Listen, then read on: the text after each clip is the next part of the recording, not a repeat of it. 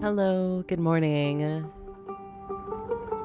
It's time for more Tavern talk. Hi, 99th. Hi, Leah. You're still working on the quiz? Oh, very exciting.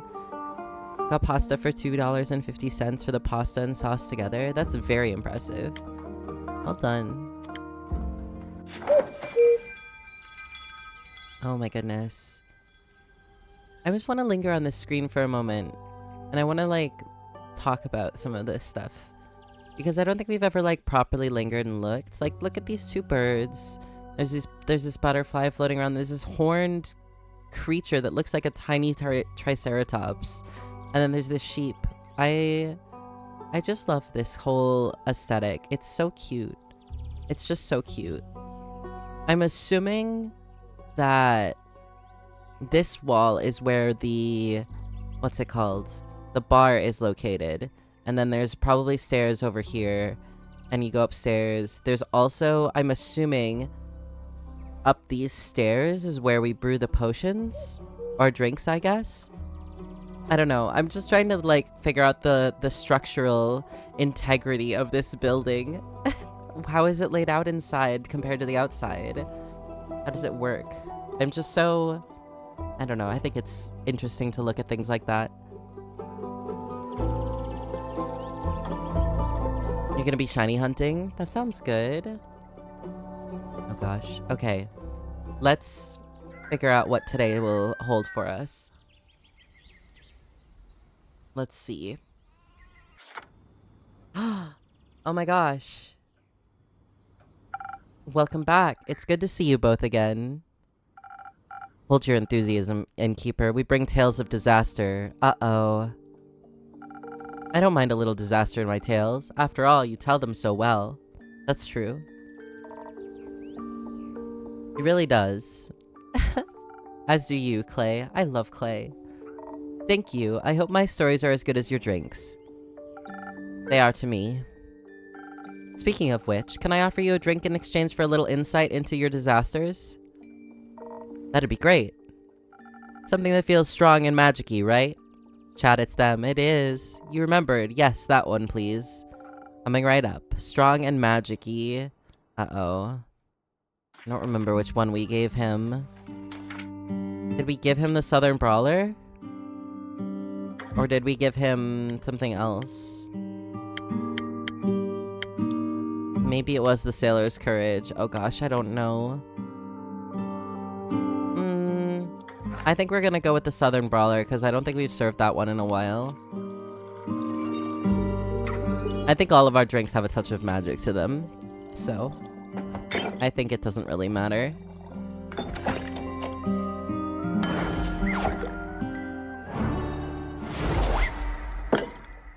Perfect. Something tasty and strong, but hopefully not disastrous. Very tasty, very strong. You've really got the best drinks around. Happy to hear that, Clay. Tia, you're bursting at the seams. How were the archives? Fun. Were they? Mayhaps. The bleak stalkers were... bleak? Oh, cute. Uh-oh. Cute. Very. Jade told us where to find the entrance to the archives. But when we got there, we found it surrounded by bleak stalkers. They were quite numerous. And so, shaped. I decided to ask them if they could let us through. And I thought he might need some help with that. So I called on your honey flowers and I extended my divine light to him. It made him glow softly, and they all flocked to him like moths to a gentle flame. Did you know they have velvet wings they can fold into their bodies? I didn't. That's fascinating. They were so cuddly and showed off their crawling skills in exchange for carrots. I asked them if they'd like to be our tour guides, and they were so excited. They'd never been tour guides before, and at first they thought it'd involve eating people. I might have acted a bit standoffish when trying to correct their misconception. Clay was able to convey the message much better. He's very good at explaining things. I think he really understands people, and that helps him meet them where they're at. I try to. Everyone has their own way of understanding things. I think that's beautiful. It's true. I envy your empathetic approach to life, Clay. Thank you, but you've got your own strengths. Like how you're a master of strategy, or how you're so good at making people feel safe. I also love Clay so much. He's wonderful. I suppose we make a great team. The best, I might say. We made a great team with the Bleak Stalkers, too. They led us right inside the archives, which were huge. Large parts of the Everbloom had collapsed, but even the explorable sections were unbelievably spacious. We had no time for a proper tour, unfortunately. We had to make it back in time for the barbecue, after all. That meant we had to be efficient during our search. Though we did take a break to admire the artist's hall the creatures excitedly led us to. We found abandoned pottery equipment that distracted us a little too much. Using more time than was perhaps appropriate, we molded tiny versions of the little critters as a gift to them. They loved them.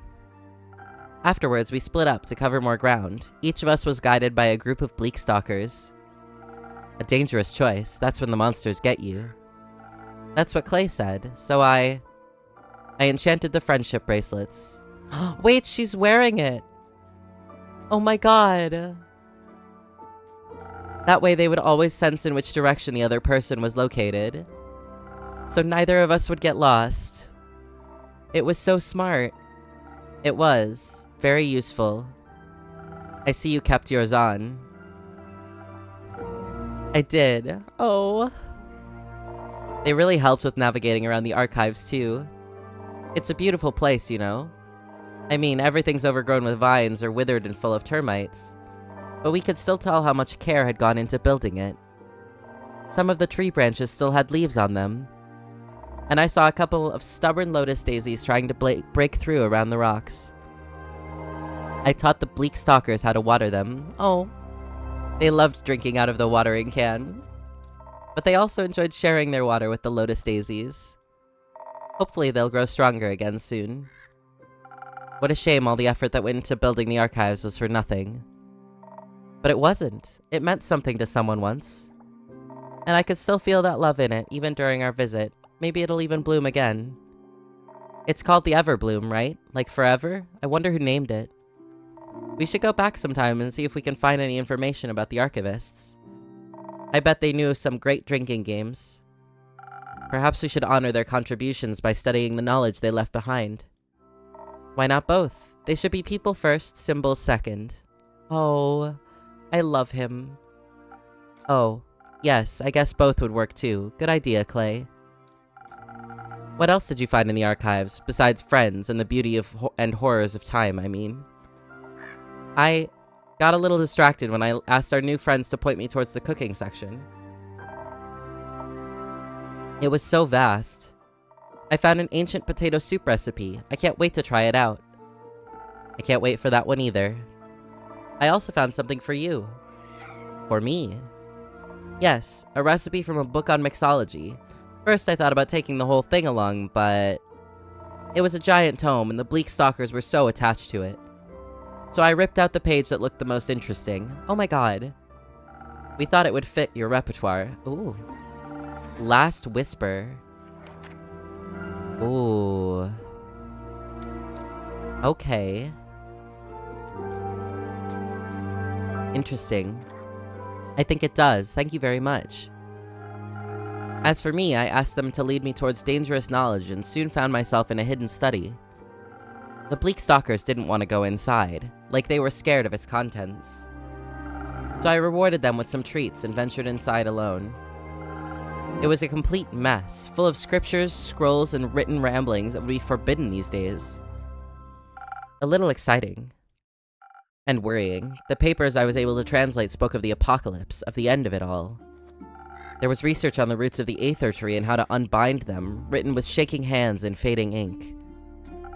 Was this more the scholarly or mad scientist type of research?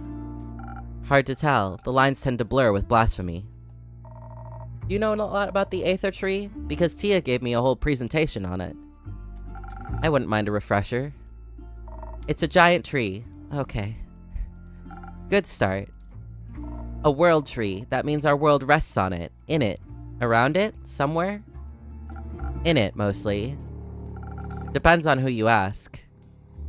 The dragons guard the tree because they created it? maybe, but definitely because they care for us. And since we live in it, it should keep existing as it does now, because no one wants their house to crumble. A lot of people will get hurt if something happened to everyone's home. Ooh, we have information about Clay now. Even a big guy like him needs a bit of encouragement and positive reinforcement sometimes. I think he and Miss Anwar are definitely a good team. They even have matching friendship bracelets. Now they just have to wear them. Clay also loves good food and would never want to miss a delicious barbecue. Also, we have the information for Melly. Melly is already a source of inspiration for a certain writer, maybe because she seems so independent, though her latest adventure has taught her that she can't do everything alone. It's good to see that she allows herself to be a child again, after everything, and I couldn't be more proud. Oh, Melly's so perfect. That's true, but luckily for us, damaging the Aether Tree isn't possible. It's larger than we could ever imagine. To us, it's really more of a concept than a tree. And the dragons defend it. Despite their oath of neutrality, they're no easy foes. There is one way. The Sigils of Alcahest. The what now? The Sigils of Alcahest. They're the key to destroying the Aether Tree, according to the scrolls I studied under the Archive's candlelight. Are they some sort of spell? More of a manual to a self-fulfilling prophecy, a way of breaking the cosmos in accordance with its own rules. For the tree to crumble, its foundation must be fractured. And 5 sigils of Alcahest represent the 5 dragons, each of which must be damaged to topple our world's balance. Only then can our cosmos reshape itself. The scrolls spoke of experiments for creating a sigil, unsuccessful experiments. That's reassuring. Not quite. They were only unsuccessful back then. Next to the notes of old, I found others, written on cleaner, newer parchment with unfaded ink. Much of it was incomprehensible, written in languages I've never seen before. But various sketches of whales caught my eye, as did altered frostbite scrolls. That sounds unsettlingly familiar. I fear that the starfall broke a sigil. By ripping holes in Cassiopeia's wings, it destabilized her flight. If she's damaged any further, time could be sent into disarray. Meanwhile, the tsunami, like I heard, didn't just plague the archives. The waves broke down the barriers between the primordial sea and the Twilight Chasm in ways never seen before. So that's 2 broken sigils? That's not good. What an incredible understatement. To witness one such sigil fracture would be anxiety-inducing enough.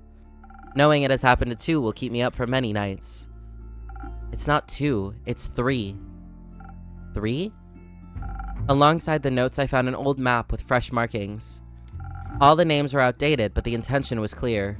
Marked were the 5 interplanar portals. 30 years ago, their sudden appearance tore fissures into Guile. I believe they were the first sigil. Bad, right? Very. Who could have done this? I don't know, and why, of all things. If the Aether Tree collapsed or even shifted from its perfect balance, the destruction would end us all. Who would want that?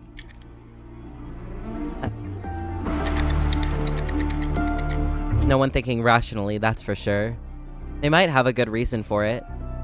Maybe we can talk them out of it? I doubt it. Me too. Whoever it may be that's causing this, they only have 2 sigils left. Would be quite bad, right? Don't they say that waking the Elder Dragon will start the apocalypse? They do. I feel like there's too many ways to start the apocalypse. Maybe they're all connected, and waking will break the last sigil. Although, I'd like to think breaking all the sigils is indeed impossible. Because it's impossible to reach Tuat in the spirit realm, correct? It's not exactly impossible. One can make it to the spirit dragon via the astral sea at the dawn of the dying moon. That's in 5 days, right? Uh-oh. Yes, but worry not. To reach such a specific location within the astral realm, very specific rituals are necessary. And Gaia's portal to Cassiopeia is indispensable. Said portal is located in, and specifically protected by, the Aperture, the stronghold of the Order of Starlight. And its rituals must be performed with outstanding accuracy to withstand the treacherous astral currents. Only the highest-ranking members of the Order are privy to this knowledge. And I guarantee you, all of us would rather die than aid in the destruction of this world. If the rest of them are half as stubborn as you are, I think we're well protected. Exactly. Okay. To reach Tuat, one has to go through a number of overly complicated rituals. Good thing no one cleric would ever aid in something like that. Oh. Okay, so these two are both the thing. Interesting.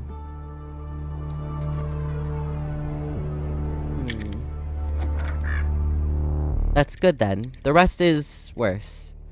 What's bad is that we don't know who's behind this. Or why, by the dragons in the endless horizon, would anyone desire something so vile? I can already sense your next quest. But can I offer you a drink first? Your throat must be dry from all that exposition.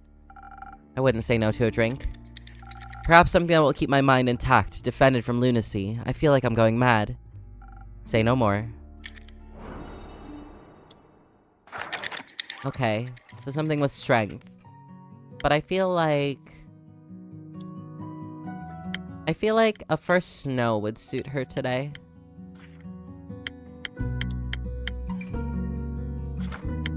Let's do that. And let's go with... Okay. We need...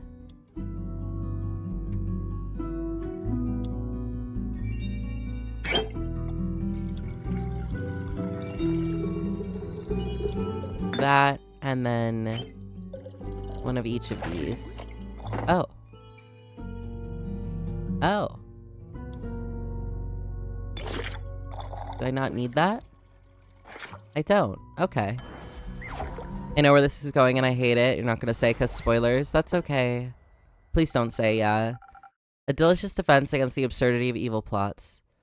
Thank you. This makes me feel a little less conspiratorial. I needed a breather. You know what else would make for a great breather? Fable's barbecue? Exactly. You're right. That would be quite pleasant right now. I hate to be the bearer of bad news, but I don't think that barbecue is happening today. Fable hasn't returned from their quest yet. I feel like Fable is gone. Like gone. Oh. What quest are they on? Finding Melina. But we just saw Melly on the way here. Perhaps they found another quest while out. Heroism can be infectious like that. Innkeep, what kind of drink did you mix them? None. Maybe we should go look for them. Maybe so.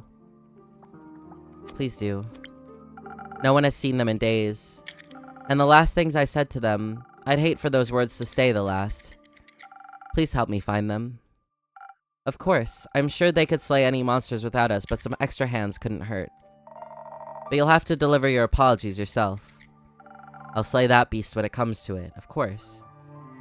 Very well. But first we must solve our urgent sigil problem. Hi, Celeste. I feel like we're just missing one piece. One piece? Like the anime? A piece of what? Cake? Oh, Kyle. I'd like to order my usual cake, innkeeper.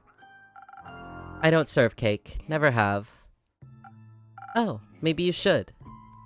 Another delicious delicacy would be... also still no blood. Oh. The sorrow I'm feeling almost equals the grief I felt after the vampire glitter competition of 1389.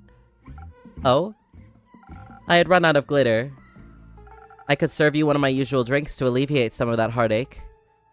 That would be splendid. I'd like something to enhance my immortal strength. No shopping bags shall hold me back today. I'll see what I can do. Oh, Kyle, you disastrous creature, you. I love him.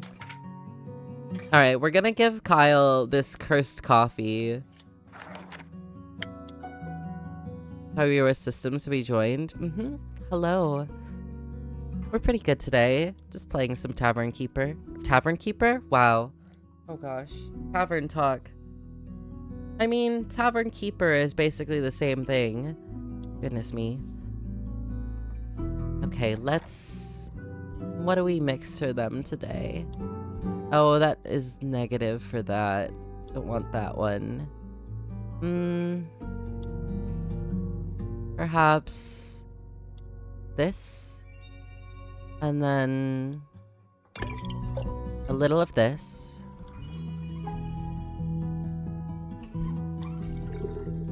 Okay. And then some of this. For optimal shopping bag carrying. Here you go, Kyle. Some coffee. Here, with all the strength of a raging fire. Thank you, dear innkeeper. My blood is boiling with euphoria. Any particular reason for your shopping trip? A very particular one, dear innkeeper. It's a matter of life and death.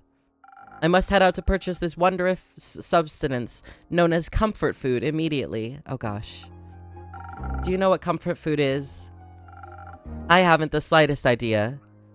In a lot of things, you essentially stay the same age. I wonder if that's what happened with Kyle and why he's seemingly perpetually manic. Perhaps he's... Yeah, actually, you might be onto something here. Because how old is he? Question marks. But, like, how old? He looks like early 20s, maybe. And that age is definitely... Yeah. I haven't the slightest idea. But it's rumored to restore your mortals back to full health. I'm afraid Ria will perish should she not receive it.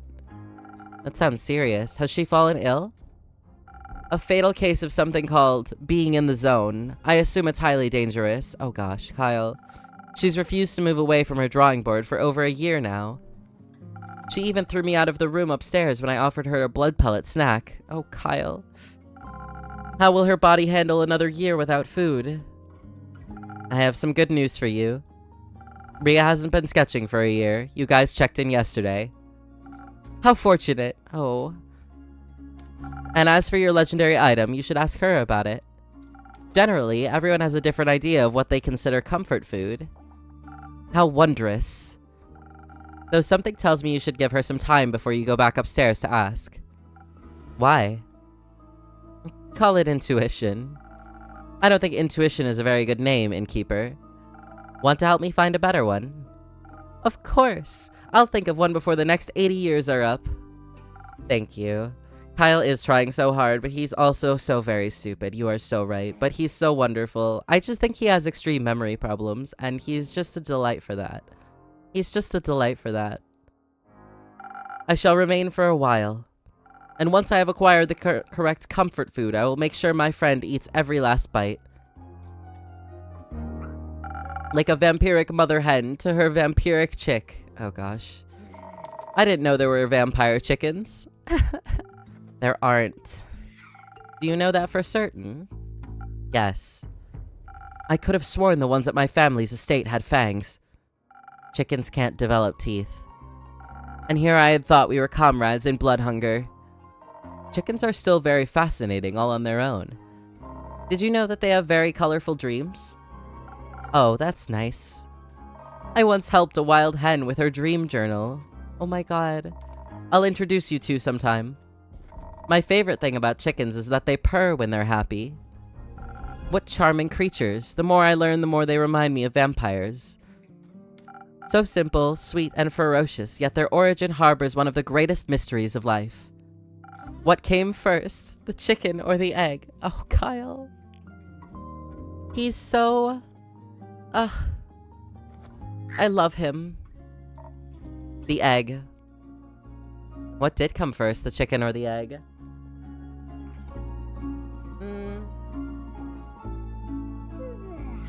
That's such a great question. Because it's really like, what do you think happened first? Did the chickens... Oh gosh. I feel like it's... You could go in circles with this argument. Because if you say that it's the egg first, that means that some creature laid an egg and it was weird and then it became a chicken. Which would make a lot of sense. But also there is the belief in just creation, which means that the chicken came first and then chickens just went from there. So there's two, like, real distinct possibilities, and it depends on what you specifically believe and your belief systems. And you could go in circles arguing either or. Because you could also say that maybe the chickens just developed from other creatures and then started laying eggs, as a, like, defense mechanism or something, I do think it's... I think I'm gonna go with Clay on this one and say the egg. Not going to weigh in. I'm intellectually withdrawing myself from this conversation. But unlike this unsolved mystery, I do know how vampires were created. Oh? Would you mind elaborating? Weren't you intellectually withdrawing? As a cleric of Cassiopeia, humility is a lifelong objective that I strive towards. As such, I must admit when I need to concede words spoken in haste. Which would be now, I suppose. Please, Kyle, if you wouldn't mind expanding on what you just said. Her bravery verges on obsession, but maybe it's just to stroke her own ego. She presumably has never taken a break in her whole life, and presumably never will. Let's just hope her tendencies to overwork herself won't get the best of her. Lately, she seems to be warming up to the thought of relying on others. That's fantastic. Certainly. It must have been over 5 centuries ago when a scholar stole some of the immortal blood of the dragons. The scholar offered it to Queen Annabeth, who would become the vampire's monarch. I never heard of Queen Annabeth. I think that was just the plot of a really challenging board game, Kyle. Oh, you're right. So then, Mike was real after all. Mike? Deltarune Mike? Chat. Mike is real. Oh my gosh. Mike? Yes, it's all coming back to me now. The first vampire that walked this world was the infamous Mikhail. But most of us call him Mike. He had a very close connection to the spirit dragon in his domain. Eventually, Mike struck a deal with Tuat. In exchange for guarding the dragon's realm, he would get to live forever. Hi, Mossy. But that didn't work out, I guess. Old Mike didn't read the fine print. The spirit dragon turned out to be a trickster. That Tuat turned him into a new form of undead creature, invulnerable to age and disease, but still weak to the blade. Blood was the only thing he could stomach to consume, and with time, even sunlight became intolerable. Mike was no longer welcome among the living, but the dead didn't want him either. And that's how the first vampire was created. Oh. Fascinating. Just woke up, so you're still shaking off sleep. That makes sense. Well, good morning. There is so little known about the spirit dragon in his realm. Kyle, just how do you possess knowledge that's considered ancient by today's standards? What knowledge? The knowledge you just told us about. Ah, I stumbled upon it in a grimoire I bought the other day at a local bookstore. Nope, that was the vampire romance book Kaya recommended to you. Try again. But of course. Dear Evelyn was such a history fanatic, how could I not pick up on a few stories? That was one of her favorites. I still dream of her deathly beautiful countenance as she narrated tales until the intruders stopped screaming. Oh. She always told the story of our progenitor, Mike, so softly. She would cradle a vial of his blood and her tone would turn so reverent. A secret to share just with me, she would say. Uh-oh. I didn't mean to break the last oath between us as well. I'm sure we can help you keep this a secret, right? A secret between new friends. If secrecy is how we can repay you for sharing this with us, then so be it. Since you seem to have been very close to her, I wanted to let you know. We traveled past Marrow Castle on our way back. It looked awfully damaged. The destruction looked so fresh, if only we had passed by earlier. Clay even spotted a heavily armored silhouette a short distance away from what remained of the castle walls. We hurried over as quickly as possible, but the shadow was gone by the time we got there. As it was, only rubble remained. Has she not paid enough for her deeds already? Must even her sanctuary, her tomb, be disturbed and torn apart? She was so unyielding and unlife. To have her memory trampled all over like this, desecrated without a second thought. It's just unforgivable. I think I need to go ask Rhea about her comfort food. Oh? Despite his short and often fragmented memory, he has extensive knowledge of the origins of all vampires, which could be expected when you're a vampire yourself, I suppose. Even though he seems to be caught up in his long-lost marriage, he really took a liking to the person who dug him up. Oh. That's sweet. And there he goes. Coffee and all.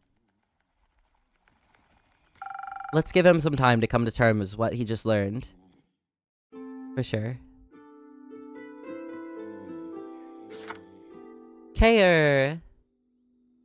Oh, hello! Greetings, brave adventurers. What's that noise? That's his spine. Uh-oh. Indeed. Oh, are you all right? Worry not, friend. 'Tis but a scratch. So, about my drink order. I don't see any scratches. How about telling me what's going on first, and returning to a proper order of conversation? Apologies, friend. I might have jumped the crossbow there. Let us recount our tale properly, Dame Carolyn. Don't think there's much to tell, honestly. You look exhausted. Are you wanting some rest, then? No, just wanting a drink. That can be arranged. Something to regain my strength. A good one might net you a story. No pressure, Care. I'm going to give her our usual that we give her. The sailor's courage.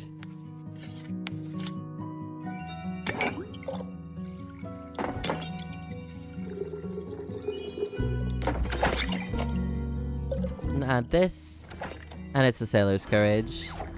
Perfect. It's him, he who is bone, yes. A great drink for a great story. Aren't you lucky?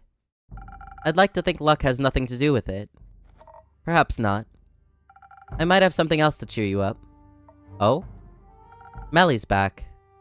Oh. Relieved? Like a great sword's been lifted off my shoulders. Is she alright? Now who would have thought that such a fearless warrior never learned how to swim? But I'm sure her newly found family will teach her, eventually. Seems like the lone wolf is not so lonely after all. Kayer definitely lives up to her Baba's heritage, even if she herself doesn't see it yet. Oh, that's incredibly sweet. Is she alright? Yes, though you might prefer to see for yourself. She and Nils left me their address to give to you. Who? Ah, you know them. Right, got it. Only one person would fit such an uninspired name. They'd better have apologized to Melly or else.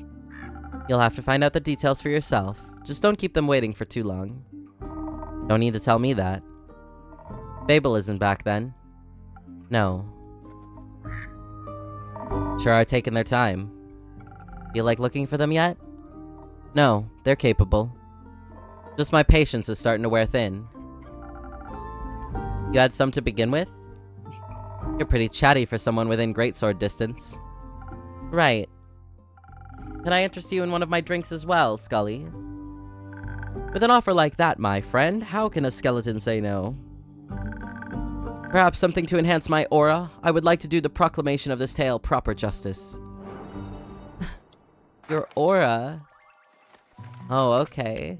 I see. In that case... let's do a spoken heart. Enhance this aura.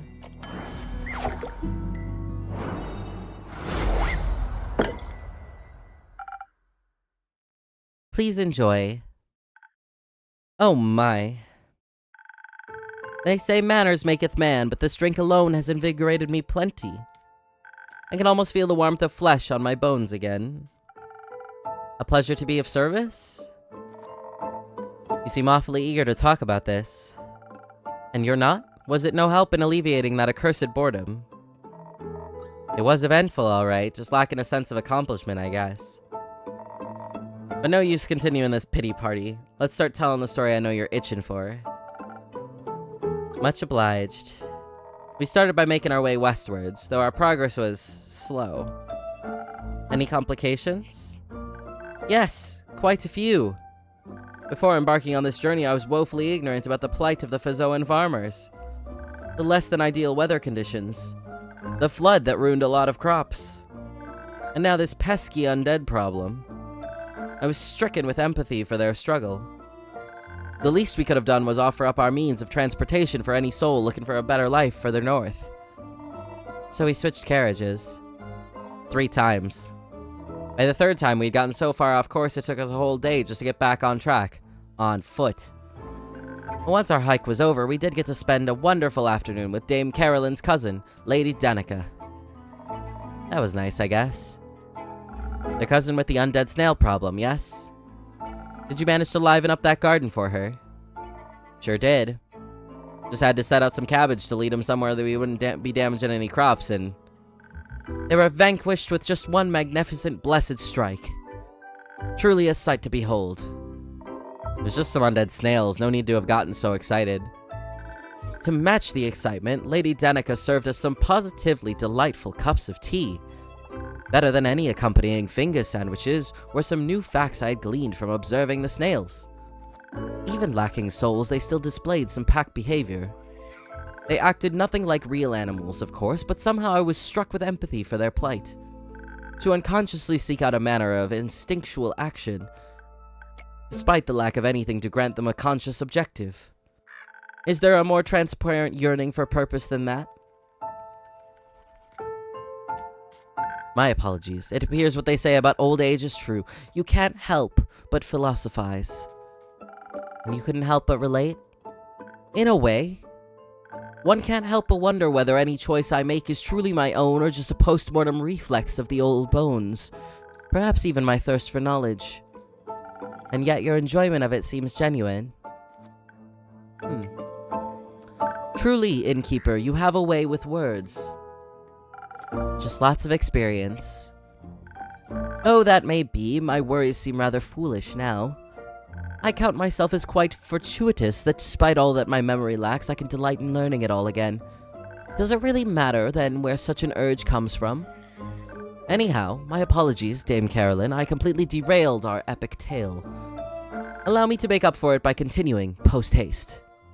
We departed after that lovely cup of tea and finally headed for the Pale Woods. Lady Danica provided us with a cart and a trusty steed, a cow with the most lovely temperament. Her name's Lizelette. Our host also gifted us this delightful lucky charm so that no evil would hurt us or Lizelette on our way. But now that our little adventure is over, we thought we'd give it to you instead. Some extra luck never hurts. Oh, that's very cute. There's a tiny flower crown. It's an adorable little fella. Thank you very much. Glad you like it. I apologize, I derailed again. Where was I? Ah, our journey. I made sure to greet the gentleman that passed us on our way to the woods. What magnificent shadow armor he was wearing. Something about it felt oddly familiar. Perhaps it was only my hope that we would look just as gallant after our quest.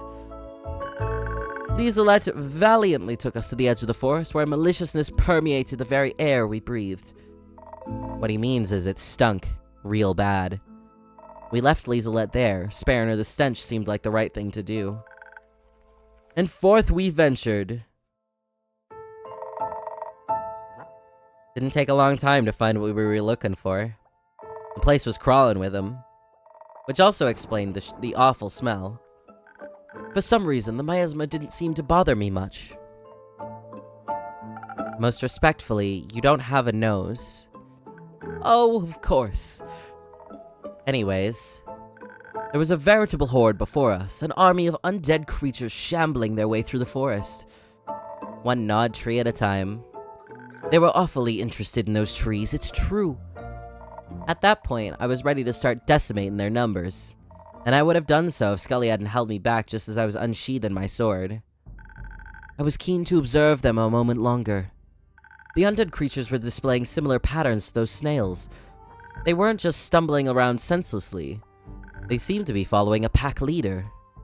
Maybe there was a non-violent solution left at hand after all. I convinced Dame Carolyn to hold off on the violence for just a bit longer. I was still working out the best point from which to attack them. Couldn't hurt to try out Scully's idea first. Except it did hurt. Yeah. While Dame Carolyn remained hidden in the shadows of the thicket, I walked up to the leader, another skeleton, making sure I displayed an open and respectful disposition. I suppose they were not open and respectful in return. Nope. Before I could even react, the skeleton had bitten down on Skelly's arm. Agony.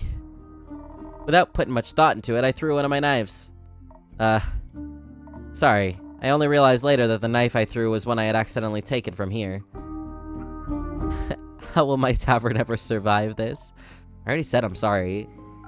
You could always compensate me for it. Actually, Andu's bucket needs to be cleaned out. Keep dreaming. Ouch, shot down so quickly. If it kept you too safe, then I'm glad you accidentally took it. Thankfully, your drink did its job wonderfully as well. Their teeth were unable to leave even a scratch on me. Dame Carolyn just was as fast as the wind as she got me away from the hungry undead. And so our fierce battle began. With ease, Dame Carolyn took out several of them at once. Would have been easier if I hadn't had to carry you. My apologies, I was still mourning the breakdown in communication. But I got back on my feet eventually. Before long, we were both battling off swarms of the undead. They seemed endless. For every undead creature defeated, 2 would take their place, dragging the battle on. I know one thing about fighting, it's that you need to watch your stamina. We wouldn't last forever, but our enemies could. One of them cleaved me straight in half. Luckily, Dame Carolyn caught my upper body. But I'm fairly certain we mixed up the order of some of my thoracic vertebrae when we put me back together. Still, being held in her arms put me in the perfect position for a strategy meeting. I thought back to how we had dealt with those snails. We felt like I needed to maximize the impact of my blessed strikes and fell them all with just one. So we baited them and ran, leading them to a nearby clearing. My separated legs rounded up the ones that didn't fall for the first baiting. And once at the clearing, I reunited with myself, luring them all towards the center. As all of the undead creatures gathered around my 2 halves, the sky cleared up. And like a crash of thunder, the sound of Dame Carolyn descending from the sky, or a tree, was all that could be heard. For a moment, my eye holes were completely blinded by the radiance of that blessed strike. You're exaggerating. I like it. Sounds very heroic. It was. I don't think it counts when what I did was essentially pointless. Did the strike not land? It did. While the strike hit home, I realized most of the creatures could be resurrected again at any point. It's a shame, truly. Even though we fought so valiantly. Oh, but we did get you something else as well, innkeeper. Right. Here.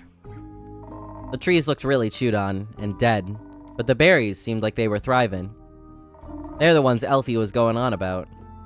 Not like they're here to appreciate them now, so I guess you can have them.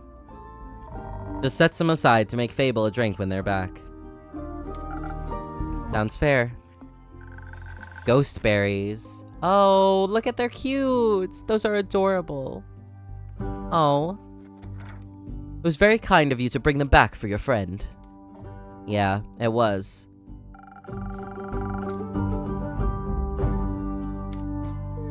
I still wonder what all those undead creatures were doing there. No idea. Hunger? Though it did look like they were going somewhere, seemed to be heading north. Maybe they were searching for more trees? The Pale Woods is one of the largest forests in Fizoa. I don't see a reason for them to leave the area before it was barren. Unless they were ordered to. Don't they typically come with a necromancer attached? Oh my, they do, and... You don't suppose that gentleman we encountered outside the woods could have been that very necromancer? I don't think farmers wear armor like what you described. Care just swearing. Just realized where they could be headed. It's true there aren't many woods around here that compare to the Pale Woods, but that giant root in the capital must look pretty good to some tree-obsessed undead. Oh no. Uh-oh. The undead can't seem to get enough fiber. What better tree to chop down than the Aether tree itself? What could possibly go wrong? Oh no. Oh dear. Just to clarify, you believe hordes of undead creatures are marching towards the capital? Well, towards the roots would be my guess. I see. They're heading towards Themis to gnaw at the divine roots, as if to... Fell the Aether Tree? Precisely. Not that such an action alone could destroy the whole thing, but it would certainly do some damage. What in the fuck are you talking about? As I just stated, someone is trying to destroy the Aether Tree. The Starfall, the Primordial Flood, even the interplanar portals, it's all part of a big plot. Was that not clear? No? Oh my, that's awful. And insane if true. Is it working? Unfortunately so. Or do you see stars in the night sky? I mean, there's one. There used to be more. And we don't know who's behind it yet, either. Well... Carolyn, Mr. Scully, the gentle person you greeted outside of the woods, you thought he might be a necromancer. He certainly bore the armor of one. Did it seem like he wanted to kill everyone? Not particularly, though it can be hard to tell sometimes. Politeness and the desire for homicide aren't necessarily mutually exclusive. Necromancers resurrect dead things to make undead creatures. Indeed they do. So, Scully, you were resurrected, right? Do you remember anything about it?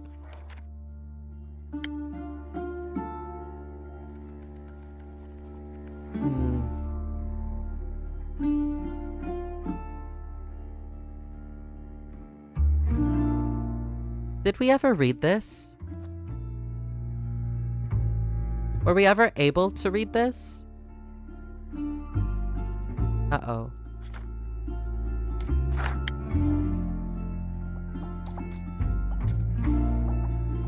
My dearest friend, long has it been since we've talked last. Long has it been since everything has been seared away by the cold flames of death. I wish I could still remember our last conversation, but it's waning memory. I can only imagine how you enjoyed running away, wishing to forget whatever was between us. Maybe you did for a brief moment, of these 30 years. If you did, I'm writing this letter to kindly remind you of the good old times. To celebrate our reunion, I invite you to the spectacle of this century, the last day of the astral moon, welcoming the first light of the dying moon, where the realm of Tuat is just a grasp away. Are there any spirits you'd like to remember?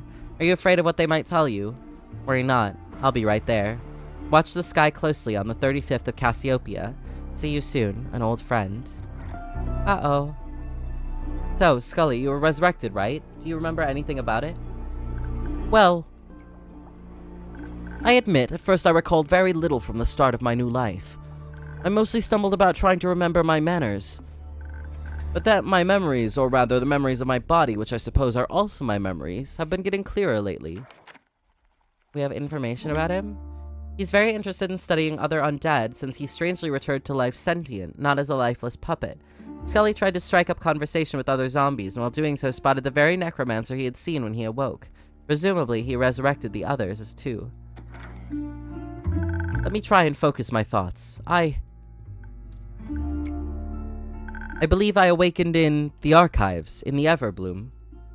The Everbloom? Did you encounter any bleak stalkers? Why, I did indeed. They seemed very hungry for my bones. Such interesting creatures. They remind me of old intellect wombats. Do those beasts still roam in Fizoa?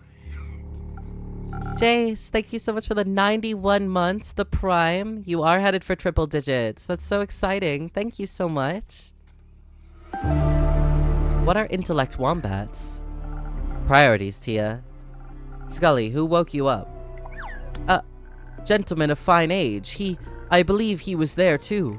Do research? I remember candles held over notes scribbled on paper, ink stains on fingertips.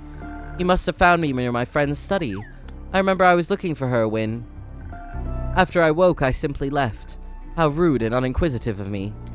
I should have asked what he was researching. I could have helped. Be glad you did not aid him. We found his notes. They spoke of the destruction of the universe. Did the guy from the woods remind you of the one in the archives? Now that you mention it. I wasn't conscious enough to recognize faces when I rose, but I knew the armor looked familiar. I think I saw it when I first reopened my eyes. Metaphorically, of course, I no longer have eyeballs. A necromancer is behind all this. Is he trying to break the sigils just to get to Tuat, the spirit dragon in the realm of death? Sigils?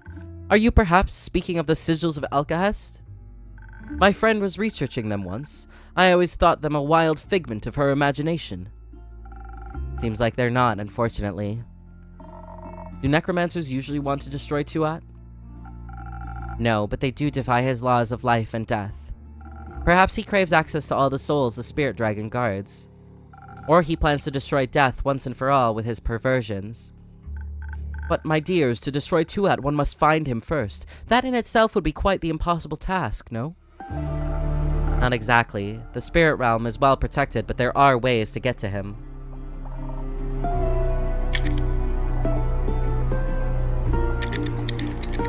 Sorry, I'm taking a sip of coffee. One moment.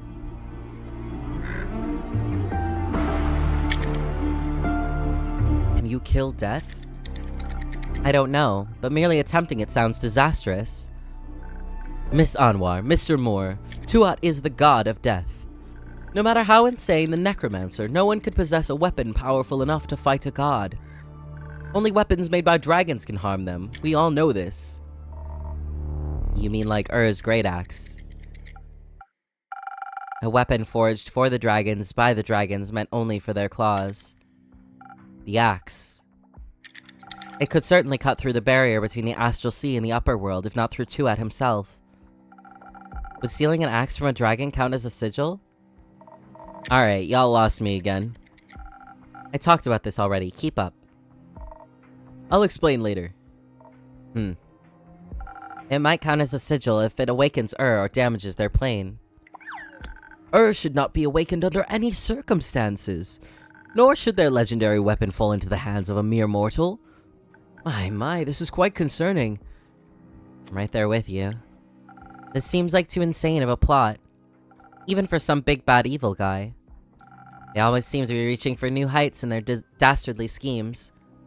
If we are correct, this one plans to steal Ur's weapon, break their sigil, and then destroy Tuat. Dragons be with us. What about the undead creatures marching towards the capital? They must be a distraction, a way to keep anyone who would interfere off his back. Quite the dangerous distraction, if you ask me. Those fuckers shouldn't be smacking away at those roots either way, should they? No. The undead marching towards the capital are a distraction. Unfortunately, that does not make them any less dangerous. Okay. We have one more. We have one more rumor. Are those sigils of alcohol zest you keep talking about could do what? Destroy the tree? The spirit realm rests above all others in the canopy of our world. Scully doesn't have a soul, but does that mean that we could potentially see the ghost of who Scully was in life? In Tuat? In the realm of death? Maybe. I think that that's a possibility for sure. If what we believe to be this monster's plan succeeds, it will collapse down onto the rest of the Aether Tree. Not only would that free all dead souls, it would destroy the tree, our home, the cosmos, and everything below it. It would destroy our world as we know it. The enemy aims for the destruction of the Aether Tree. He needs the great axe of Ur to collapse the spirit realm onto the rest of the tree. Okay, so we have that one now too. Not to mention, Tuat might die. I don't think I have to explain to you why dying would be a bad thing. Surely in the realm of souls, perhaps? Once again, can he die? Wouldn't risk it. Though I believe this plot of his has to be limited somewhat, no? Perhaps in the transitional period between the astral moon and the dying moon. Only then would the veil between Cassiopeia and Tuat be thin enough for a ritual of such magnitude to succeed. Wait, what you mean is this can only happen on the night of between the 35th of Cassiopeia and the 1st of Tuat? So it can only work in 4 days? Or next year? Precisely. I guess you can't have a ritual without unnecessarily complicated rules. It is common courtesy. Clay, I've been wondering, remember that man we saw on our way back near Marrow Castle? Yes. Do you think he might have been the same guy? I do. Strange armor sounds familiar, as does the convenient proximity to destruction. And more so, that blood of the first vampire Kyle spoke of. Part of the ritual to safely traverse the astral sea involves having an associated anchor for your destination. To find Tuat, you need something connected to him. Like the blood of a vampire eternally bound to him. Yes, maybe our villain got his hands on it. Perhaps he knows more of Cassiopeia than I anticipated. All this out of context shit is giving me a headache. Innkeep, got another drink to spare to help with all this mess? Something powerful enough to get me through this. Anything for you, Care. Okay, so we're gonna make another Sailor's Courage for her. Another Sailor's Courage.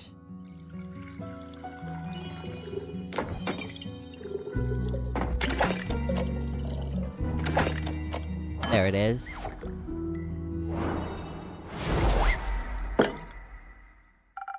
I put all the strength I have into this drink. Enjoy. I think you just put parts of my sanity back together. Thanks a lot. Anytime. So, this madman, if he can't get the axe, he can't kill his spirit dragon, right? Correct. Great, let's stop him from getting the axe then. Great idea. I know. Now how do we do that? Well, first the necromancer needs to find it. For that, he'd have to get to Ur's realm. Thanks to the portals, that is entirely within the realm of possibility. One would simply have to journey through this portal, one of the portals to the Twilight Chasm, and then enter the endless caves through the Nightmare Realm. No, Kay is so confused, 99. It's so cute. Nothing easier than that. Didn't Melly see some weird new bone waymarkers near the Twilight Chasm portal in the Moon Swamps? Could they be there to remind someone, say a necromancer, of the way to the portal? They could.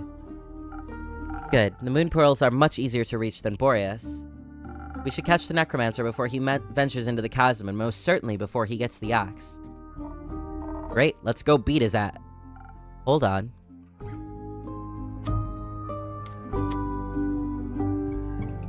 What if you don't succeed, or what if he's right? What if you don't succeed? I have faith in you, but... he sounds powerful. How about a backup plan? Hate to say it, but you're not wrong. Thanks for looking out for us.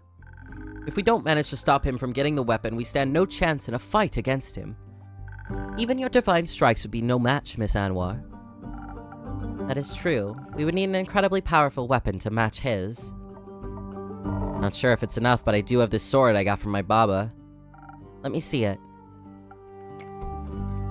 This is remarkable craftsmanship, infused with minor divine powers. Incredible. But I'm afraid even this cannot rival the Great Axe in any capacity. What if it was mixed with dragonfire? What? Do you happen to have such a thing on hand, young lad? No, but I know where we can find some.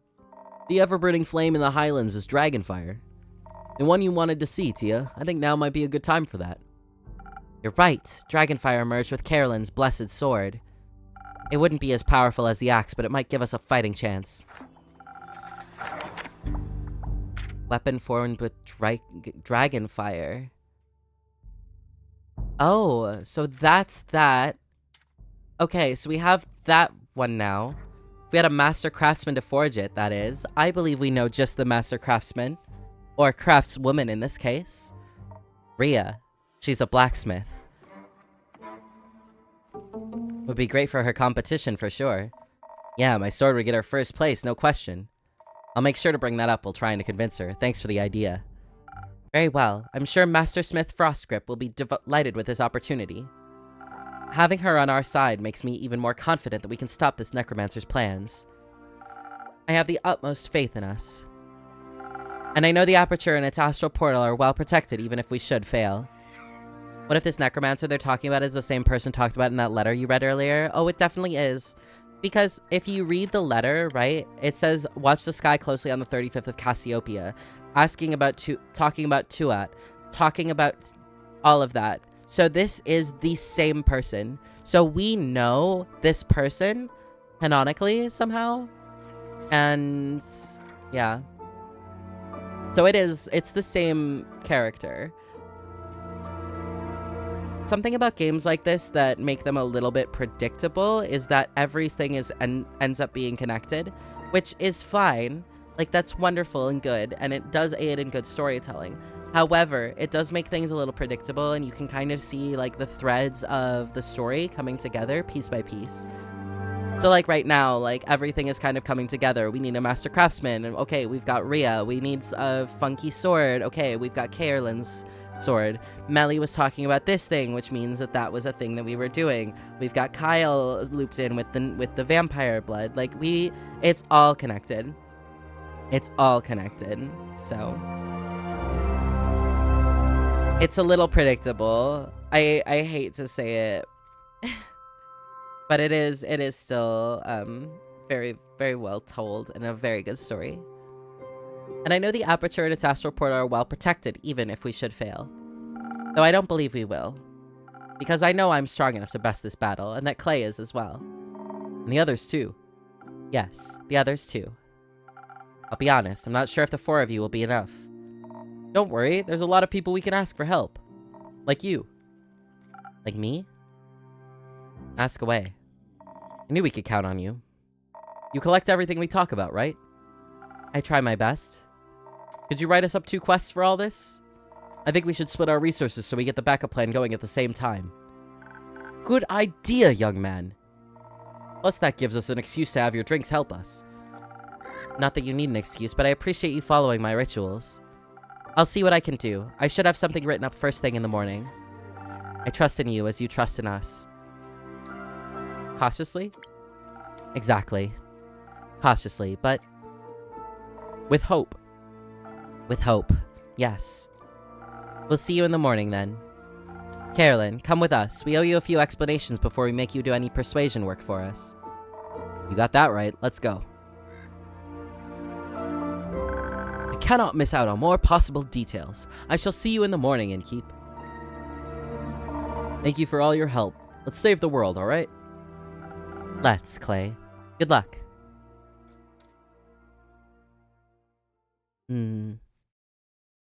Okay, so we can make 2.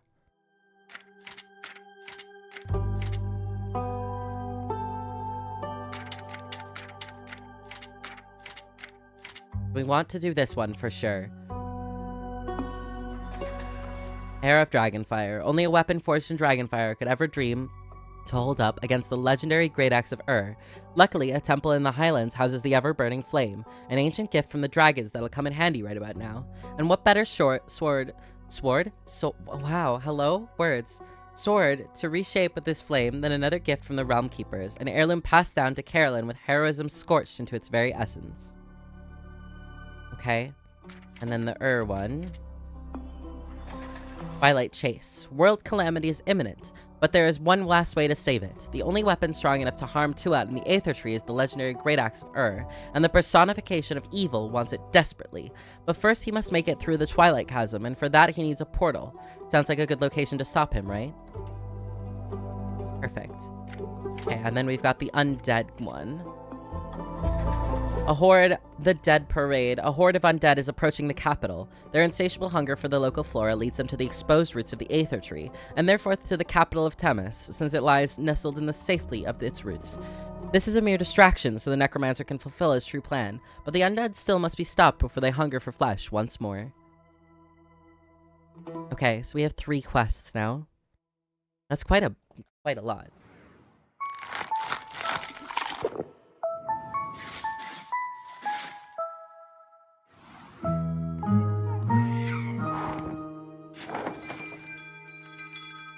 Okay. On to the next day.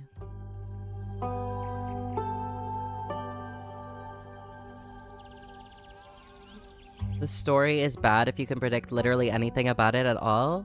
No, that's terrible. That's not true at all. The story can still be good if it's predictable. The story can definitely still be good if it's predictable. Like, this story is still very compelling, and I'm interested to see where it does go, but I do have my thoughts about it. I do have predictions.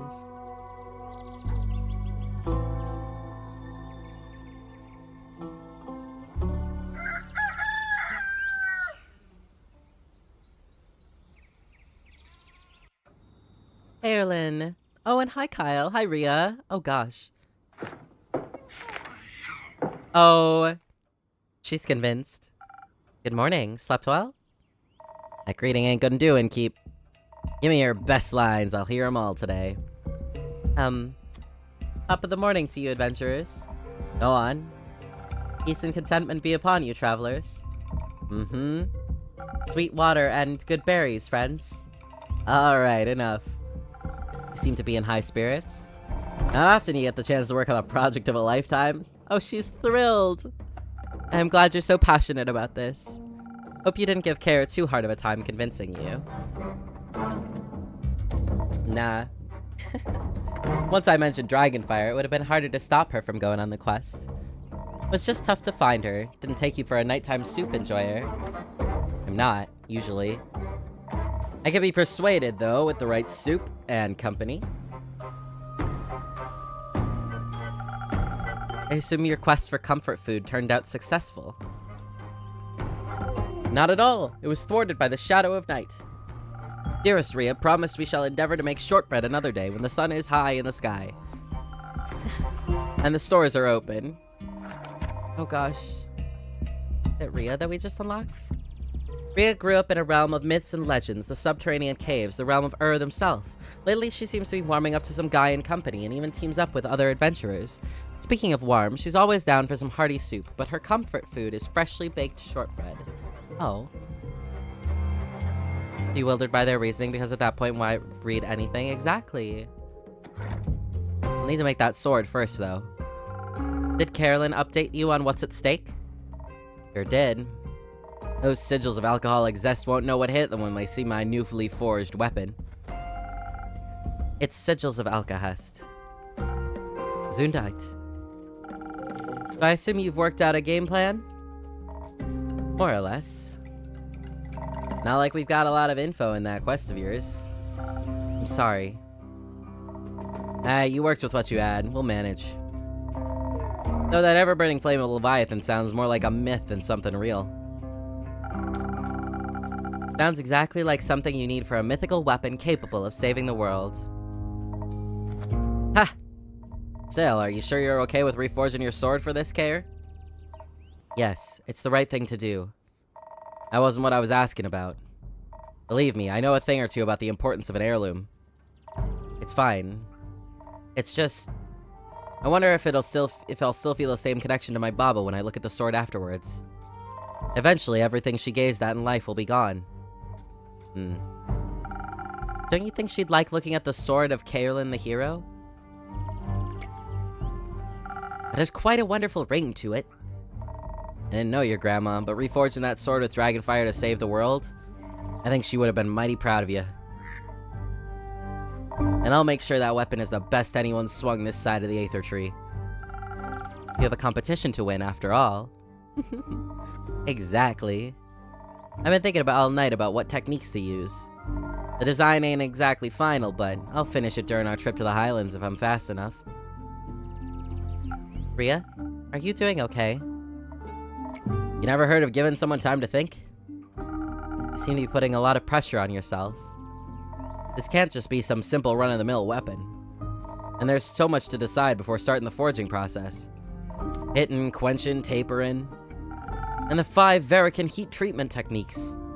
And the 5... Wait. That could actually work. I'm surprised you still remember those.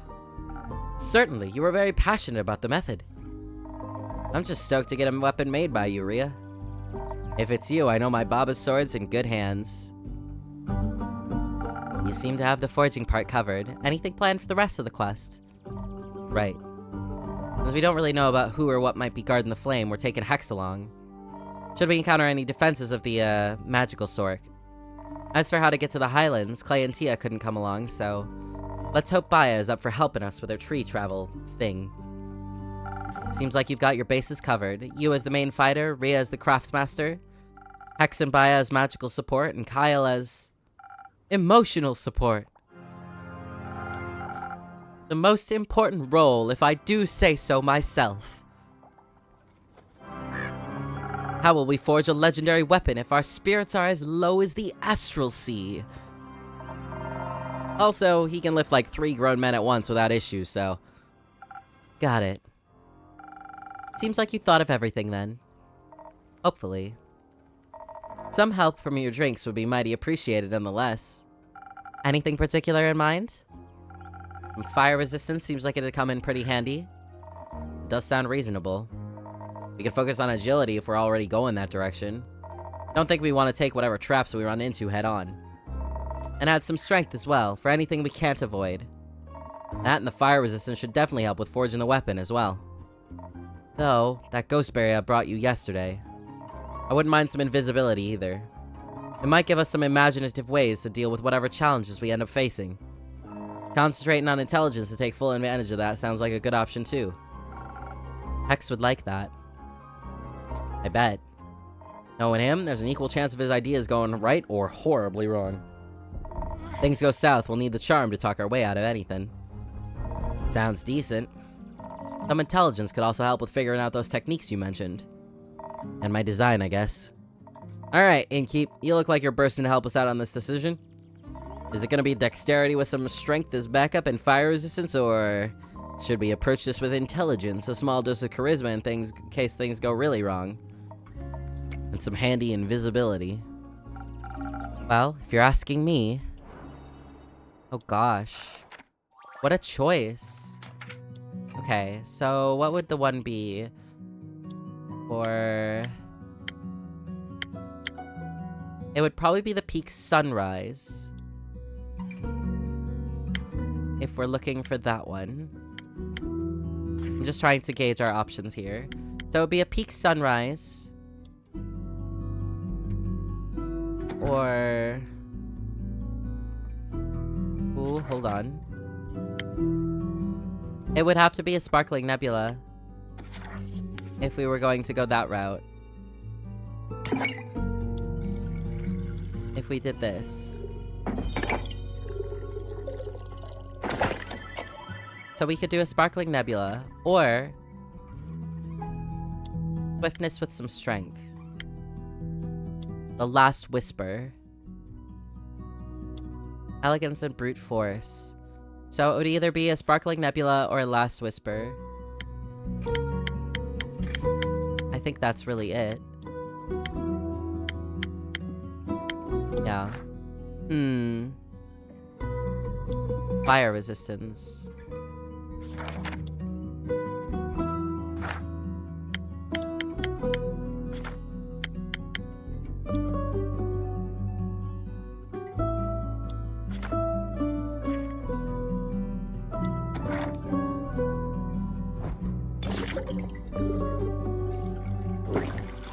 Can we make the Last Whisper with?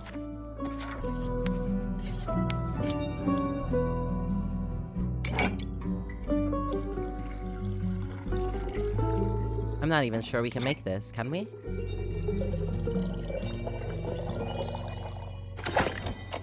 Oh, we can. This is such a decision.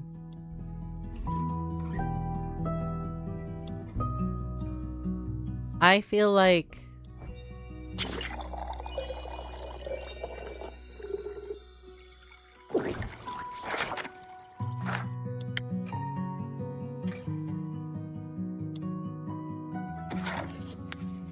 Let's go with the safer, quote-unquote, route. With this invisibility. And the intelligence and charisma. Just in case.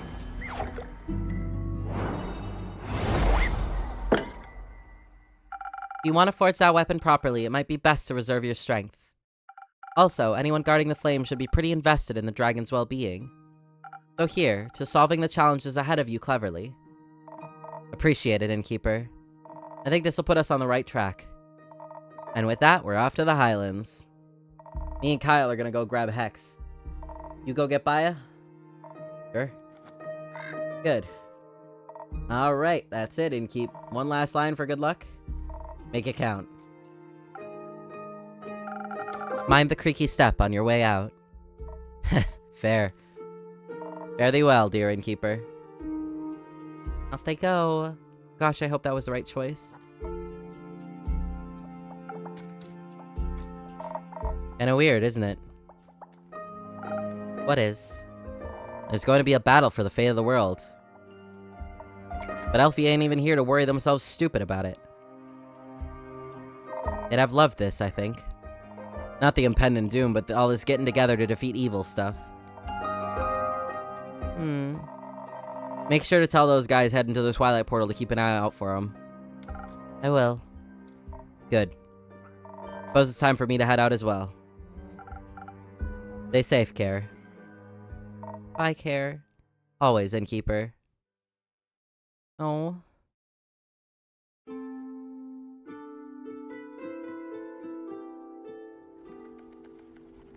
Jade! Oh, you're bringing Jade along. Uh-oh. Innkeeper, we have returned. I can see that, Tia. I was awaiting you. Though I'm surprised to see you here, Jade. Yeah, well, Miss Holier Than Thou dragged me along. Some bullshit about finally doing my part. I distinctly remember you expressing open interest in our plight when we were talking to Iniko. I believe you asked multiple questions that indicated your desire to help. And I remember asking how much you'd pay, and you said nothing, so I said no thanks. And yet you didn't resist coming along. You have a better job lined up, Jade? Not yet. Iniko and I are eyeing something, but I guess I've got some time to kill.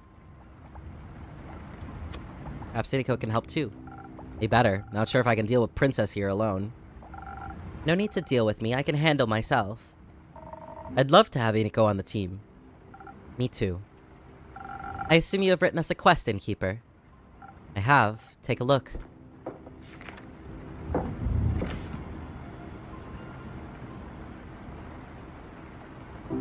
Excellent work. I knew we could count on you. Let me have a look at that. We just have to catch the guy at the portal. Seems simple enough. We could even set up an ambush. Or be sneaky if he's already there. You can sneak, big guy? I can do a lot of things. A few years back, I spent time with some lithic panthers who showed me how to sneak up on anybody. I just don't like doing it. Seems a bit rude, you know? No, I don't. But I think this situation calls for a little rudeness. Agreed, it does, and for a little more manpower. You're right, Innkeeper, we should ask Iniko for help. Also, Hex suggested taking Voy along. Voy! He's great at distractions and knows his way around the Twilight Chasm, should our quest lead into it. Apparently he has family there, though I hope we don't need to disturb them. Anyone else? We considered a whole lot more, but Scully and Grace made a good point. They said not everyone is battle-tested and that it'd be reckless to take inexperienced adventurers along. They also said we should look into more backup plans for the backup plan. I think they just wanted an excuse to do some research and to stay away from the bloodshed. Can't blame them. Melly really wanted to come too, but Neil said no. Good. Is he coming himself? Of course. Made these two ask him before we got here. We need good fighters and kid's got some talent. I hope he said goodbye properly this time. Kaelin made sure he did. Never saw a more terrifying death glare in my whole life. It was very impressive. It was. So, are you finished with your questions? Actually, could you review the plan for me one more time? It's been a long couple of weeks. Sure. Listen up. We make it to the Twilight Portal by the moon pools, and we stop our big bad evil fucker from going through. If we fail that, or if he's faster than us, we chase him through the Twilight Chasm and into Ur. We prevent him from getting that fancy axe. And if that fails, well, we stop him at all costs. Sounds like a good plan. While you're at it, will you keep an eye out for Fable for me? Of course. Now, Innkeeper, by the dragons and all that is holy in this world, can we count on your help again? Yes. What do you need? Easy. We just need to be quicker than that maniac. We should be the first to reach the portal. And we should be the first to attack him, all while dodging his counterattacks. Outspeeding him seems like the smartest option here. You're wrong. It is foolish to think his strikes won't be powerful. We need to be well protected against him so we can take him down before he really hurts any of us. Don't be stupid. If we're fast enough, he won't even get a chance to hurt us. I'd like you to say that again when you're lying in your pool of your own blood. Okay, maybe we need both. It's just the balance that counts. We could focus on a whole lot of defense, but keep some dexterity in our back pocket. And maybe some of those fast infusion thingies to make up the difference. I could hasten you with some golden feathers or saber fangs. Great! Alternatively, you could give us a lot of dexterity instead, with just a little bit of defense on top. And to make sure we don't get hurt, you can give us some of that frost armor Scully says he wants to try out someday. Sure thing. I've got enough frozen pine cones left for that.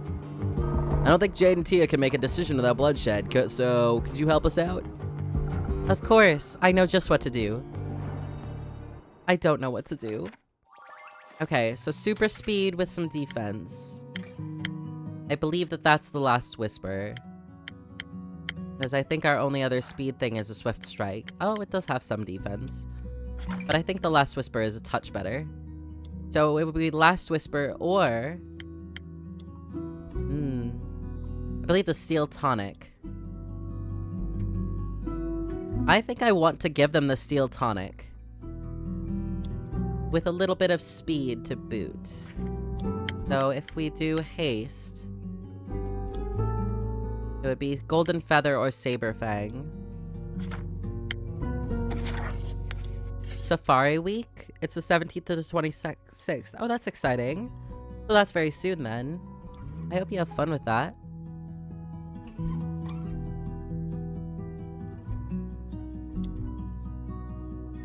Okay.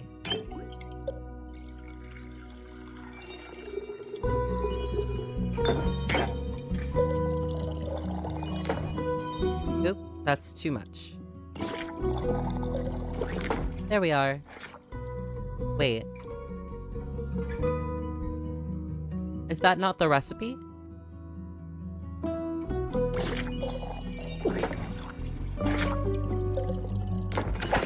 There it is. Okay, so it was. I just was being silly.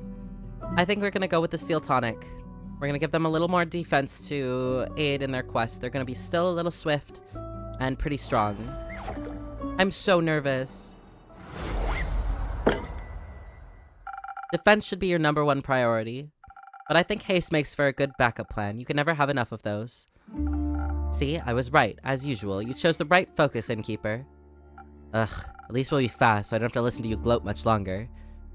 Let's get this over with. Alright, Clay, let's go.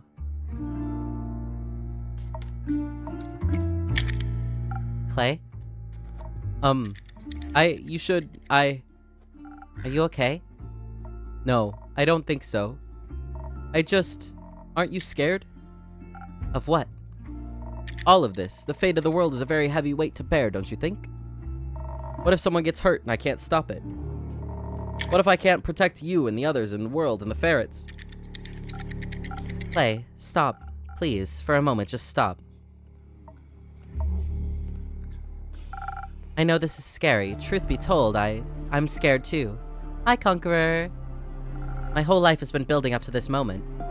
I've always been told I'm meant to save people, and if I can't, what's the point of me, you know? You are the point. I'm glad you exist, even if you don't save anyone. Oh, dear. You're not some mythical savior, you're my friend. And you are mine, and I'm a little less afraid because I have you with me. You taught me how to value myself as a person, despite all the weight on my shoulders. I wish you would do the same for yourself. I promise you, together we will get through this. And we will save each other, and our friends, and the world, and all of the ferrets. And the Innkeeper while we're at it. Thank you. I appreciate being included. You're enough, Clay. And you don't have to worry that you're not. And you too, Tia. Don't think I'm excluding you. I wouldn't dream of it. Having you two believe in me is all the strength I need. Can we still hold hands on the way there, so it's a little less scary? Of course. And remember, you can never lose me. Your bracelet will always tell you exactly where I am. If you'd wear it, why are you not wearing it? And if you get lost somehow, despite your impeccable sense of orientation, mine will help me find you too. You just get lost looking. Maybe I'd have to ask Jade for help. I'd do that for you. Thank you, Tia. You're a great best friend. Oh. So are you. Alright then, best bud. Let's do this, together. Best of luck. We won't need it. What do we have on him? He cares as much about the people around him as he does about all the animals he meets. He knows his own strength and how helpful his abilities are, but that also puts immense pressure on him. He wants to protect everyone, but even a half-giant can only do so much. Still, it's good to see him believing in himself. Oh. That's wonderful. Okay. Before we speak with Grace, we do have some ads to run. So we're gonna be right back. Just one brief moment, aka 3 minutes. We're gonna run the ads, and when we come back, we will talk to Grace and see what else is in store for us.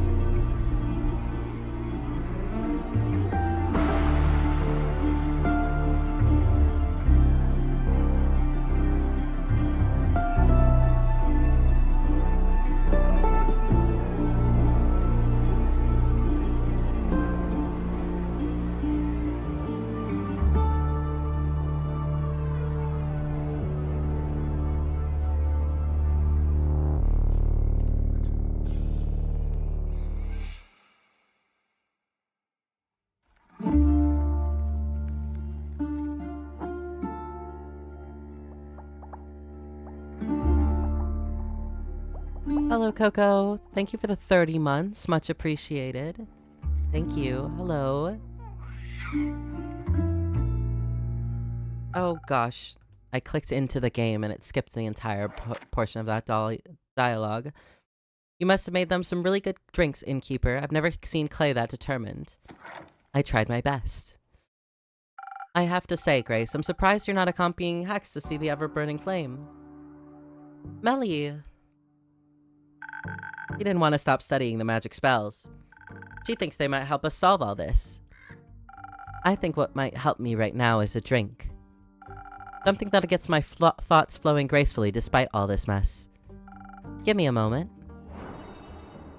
Something thoughts flowing, so something brainy.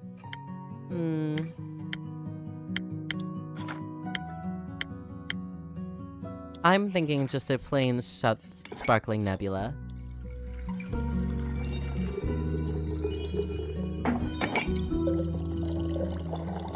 It also gives a bit of charm as well.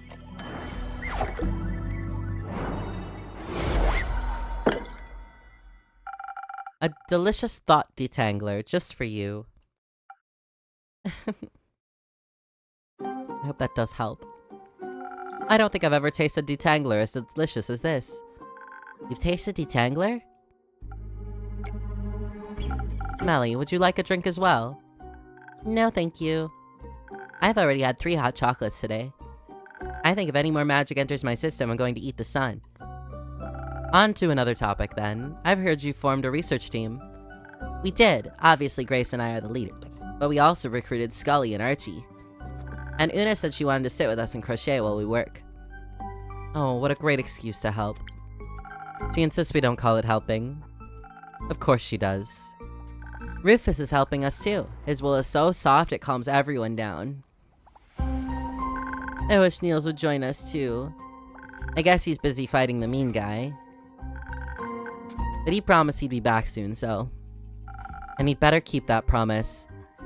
What are you looking into anyway? Melly mentioned spells. Are those the ones Hex found in the tower? Yes, those ones exactly. He stayed up all night decoding their formulas, but... as soon as he figured out what they were about, he lost interest. I picked them up. He only managed to save 2 in between all the chaos they caused, but 2 very interesting ones. Care to educate me? Which one do you want to hear about first? Teleportation or soul binding? Ooh, soul binding. Hex brought home a glass case with a glowing, floating scroll inside. After we got it out and removed all the protective runes, he was pretty disappointed. A riddle-locked glass case and protective runes. Seems like someone didn't want it to be used. I'm pretty sure I know why. It describes pulling souls right out of people's bodies and binding them to objects. Completely volatile magic, and dangerous, I assume. It's been a little hard to translate. I'm trying to figure out if any side effects it might have. So I can convince Hex not to use it whenever he's slightly inconvenienced. Sounds difficult, but I'm sure you'll figure it out. What about the other scroll? The other scroll. One of the scrolls he found holds a powerful teleportation spell. Now, I fancy myself quite equipped at conjuration magic, but Hex finds it boring. He picked the scroll up because he assumed the golden runes meant it was special. He was right, but I guess it didn't have enough fire for him. More special than a soul-binding scroll? No, but still special enough. I think, if cast correctly, it could get you anywhere in Astera with incredible accuracy. Even to protected places and other planes, but... I'm trying to figure out how to use it without destroying myself. It requires more mana than people usually have in their body. Oh. Interesting. So you think it'll kill its caster? Almost certainly so. It still has a lot of promise. Maybe I can modify it. Best of luck. Thank you. Let's see what this new information is. Grace is probably Voyage's biggest fan. From time to time, she argues with her brother because to her, he seems very controlling, even though she's more than capable of casting protective spells. But now, she has her hands on 2 very powerful, yet dangerous spells, and is determined to figure out how to use them. Oh. I want some magic scrolls of my own to decipher. But first we need to finish this research, just because we need to figure out what to do if... It's just nice to have something to do, is all. Plus, I'll take any excuse to hear more of Scully's Everbloom stories. He's trying to figure out whether we can reverse the sigils. That'd be neat. Maybe you can duct tape them back together? I don't think so. With Archie's help, I also made this whole board where I collect and connect all of our clues. Melly made a board! Like one of those, like, string boards. Oh gosh. Oh goodness. Spaghetti. Specifically, I've been looking into who exactly that necromancer guy could be. Clay said he noticed some flowers on his armor, and I think that might be a clue. Maybe he's a florist, or they're zombie flowers, or he wants to destroy all the flowers. I need to figure out what his motive is. Because if we can figure out his motive, we can figure out who he is, and then we can figure out his weaknesses. Not that we'll need them, because Niels and the others will... What did he say? Kick his abs. But looking into it makes me... calmer? Yes. They'll be alright, right, Innkeeper? The zombies aren't gonna eat them like they ate my parents. They won't. They'll all protect each other. He'll come back for you. I hope so. I don't want that to happen again. I miss my parents. I wish they were here to hold my hand. Why is... You guys... I'm gonna say something really controversial.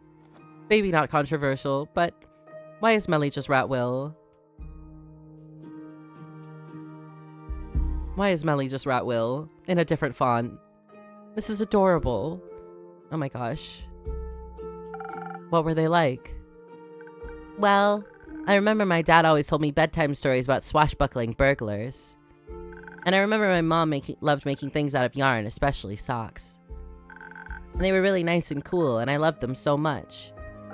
I know I can't replace your parents, but is it okay until I hold your hand until Niels, Carolyn, and Fable come back? That'd be nice. I feel a lot safer with them around, you know? Like I'm home again. You are home. I think so too. But enough dramatic backstory, I'm turning it to Niels. Oh gosh. Just less repressed and gay for Fable. Maybe it's time to head out. We'll update you on our research tomorrow, Innkeeper, but first, we're gonna get a lot of ice cream. Exactly. Una promised she'd make some. Save some for me. We'll try. Melly's reminded me of that for the entire time, basically. Hello there. It's been a while since you last showed up. Thought something might have happened to you. A lot of things have happened, not all of them good, which also means not all of them were bad either. I did end up finding those golden loon feathers quickly with a little help from Voyage. But with everything going down, I decided to stick around and help those in need. That sounds just like you. How are things with you, though? You don't need to say much for me to know what that face means. I've seen it once or twice before. Is there something I can do for you? What is there to be done, Quincy? It's like everything is in limbo. Like dancing on the edge of a blade, one wrong move and it's over? Something like that. Would it help if I asked you for a drink? Maybe. You know what always helps me when I'm feeling down? What? A good cup of Quincy's hot chocolate. Here, after all I've heard, you might need it more than me. Thank you. That's very kind of you. Oh. That's wonderful. Now, go on, make me a drink. This one or another one, whatever you'd like. Oh, anything? Swiftness. Okay, he wants swiftness, though. So it has to be that or the Swift Strike or the Last Whisper. I'm going to go ahead and make a hot chocolate. I may as well.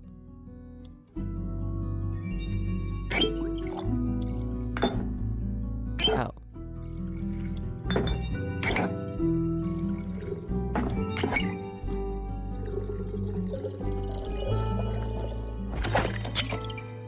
Oh.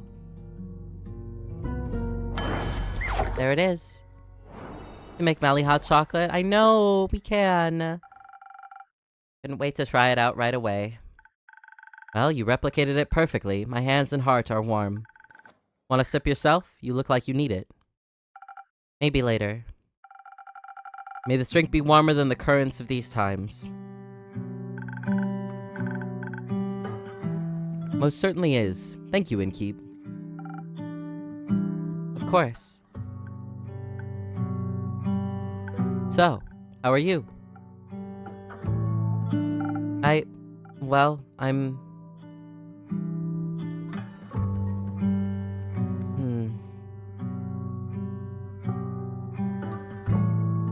I'm okay, I think. It's hard to tell, but... I think things could be worse. They always could be. We're blessed and cursed with the gift of imagination, after all. Doesn't mean the way it is always feels good. No, but I'm not alone. That helps. It's been a while since I've heard you say that. Must be nice to feel that way again. And a little terrifying. Yeah. That's putting it mildly. I didn't think I'd care again. I didn't want to, but it just happened? Yes, just like that. Without my consent, I might add. The heart wants what it wants, and sometimes what it wants is friendship. But I can see how that's a scary feeling. So many things are on the line now, perhaps more than you bargained for. It was easier when I just looked away. Would you rather look away than help your patrons, your friends? But now I have to face the fear of losing them. Funny. Funny? Didn't you swear to me you were done fearing death? That you had nothing left to lose? Sometimes lying to ourselves is easier than lying to others, I guess. I'll keep my "I told you so" to myself. I just feel like I'm stuck in an endless cycle and there's no way out that doesn't tear me apart. Would it help you to know we've all felt like that at some point in our lives? Not really, no. And let me leave you with this instead. Love may come at the price of loss, but the inevitability of loss also comes with the reward of love. Wow, this game really says, it just throws the brick right at your face, doesn't it? It really does. That's really rude. You can't lose something without having loved it. That's true.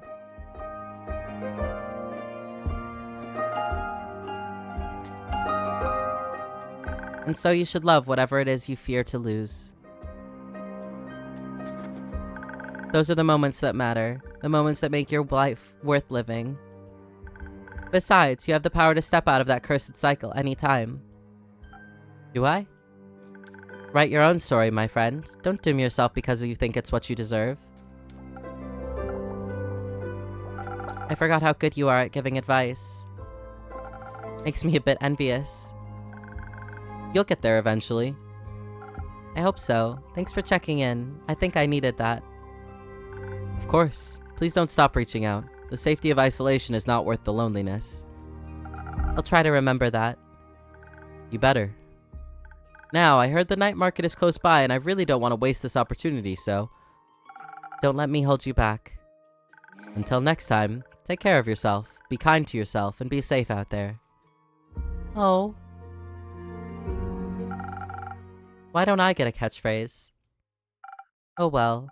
Guess it comes with age. Maybe next millennium.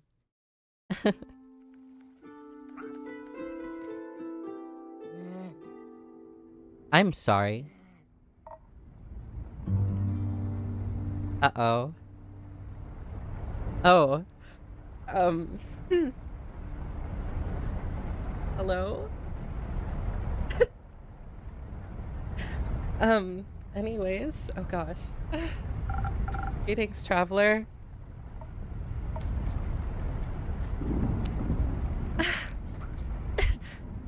I'm sorry, Daddy?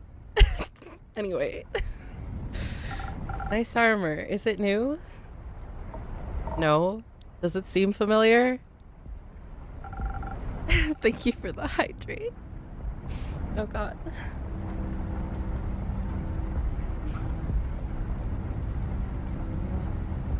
The flowers certainly do. Did you keep my books? Gosh. Flowers on the armor? Oh, look at that. Just a crazy random happenstance. Anyways. Wow. I have to compose myself. It's already incredibly hot in this room. Wow. Goodness me. I do need another drink, you're right. Well. Oh my. I am fanning myself right now. It is. Ooh. Anyways. You're focusing on other details.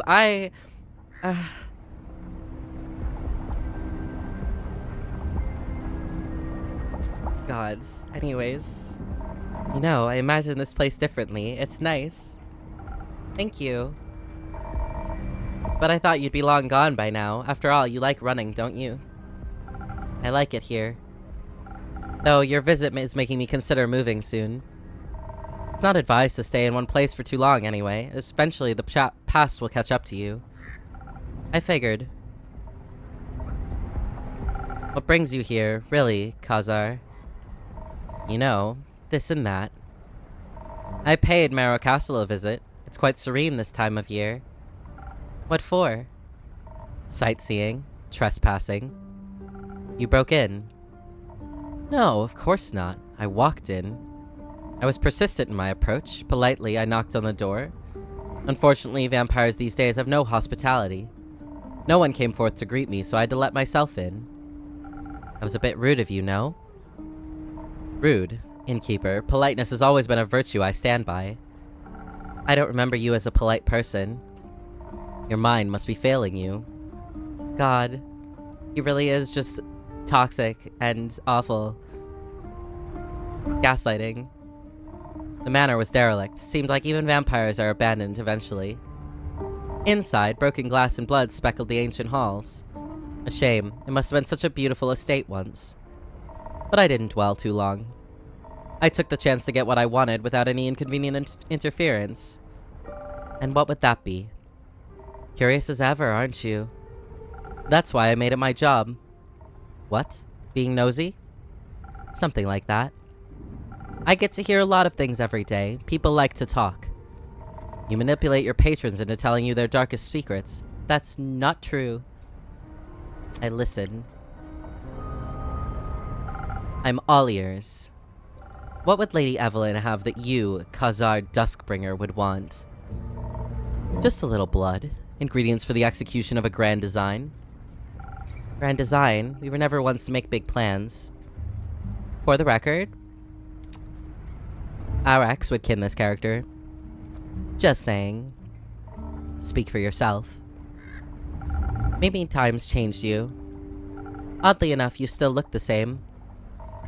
I had to make sure you'd recognize me after all. How could I ever forget you? Seems like it was pretty easy for you to move on. It wasn't. Yet you're hiding. You ran away from everything that once mattered to build a life behind a counter in a shabby tavern. Is that why you're here? To throw your accusations around? No. I guess I just wanted one last chat now that everything's coming to an end. And I'm curious about how this old friend of mine is doing. So how are you doing, friend? I'm full of hope for a better tomorrow. Me too. I'm just afraid that we're hoping for different dawns.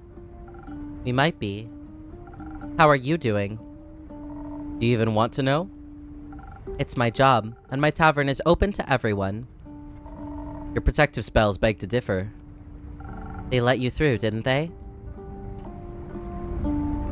So, how about a drink, and then you tell me whatever it is you need to get off your chest. Sure. Let's see if you still know me well enough. And if you remember what I taught you. Of course I do. Oh, Andu. It's okay. It's okay, lovely. Oh gosh.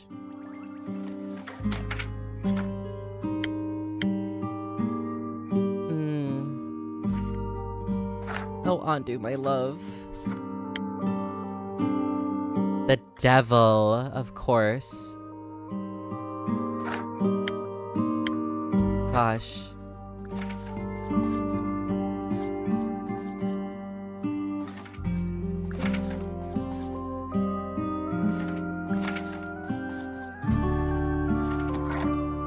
Okay, so let's make...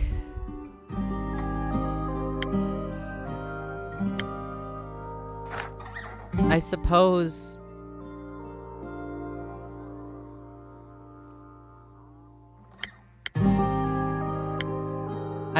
a spoken heart.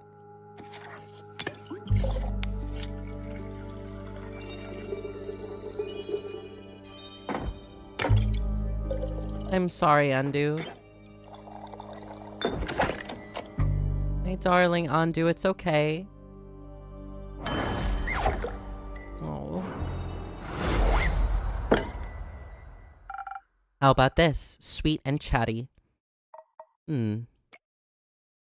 Not bad. Almost tastes like back in the day. Did you think I'd forget? Yes.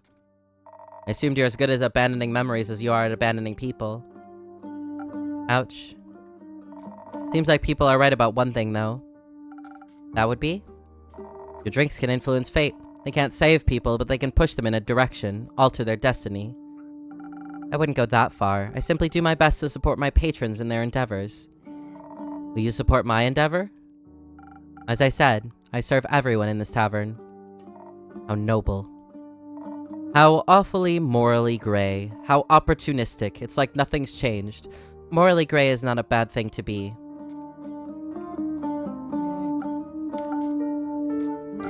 I like it that way. Making decisions for people, leading them to their doom. All because you can't help but wonder what a little entropy would do. I help. You help, sure. You always liked to help when it was most convenient for you, when it got people to love you. That's not true. That's not how it works at all. I hope all your helping has aided you in forgetting them. I didn't forget them. Oh, is that so? Couldn't sleep for months. My heart bled and bled until there was nothing left to bleed. I was alone. And by the end of it, when nothing was left, there was just one question. How could the one person I trusted with my life turn on me like that?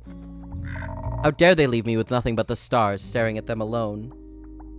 Why do I feel like, in fact, he's the one to have done that to Innkeeper? And he's just projecting. Wondering whether the blood would ever wash off. And how, by the dragons in their false light, is all that you've done with your freedom, this dastardly achieved freedom, this. There's still blood on our hands.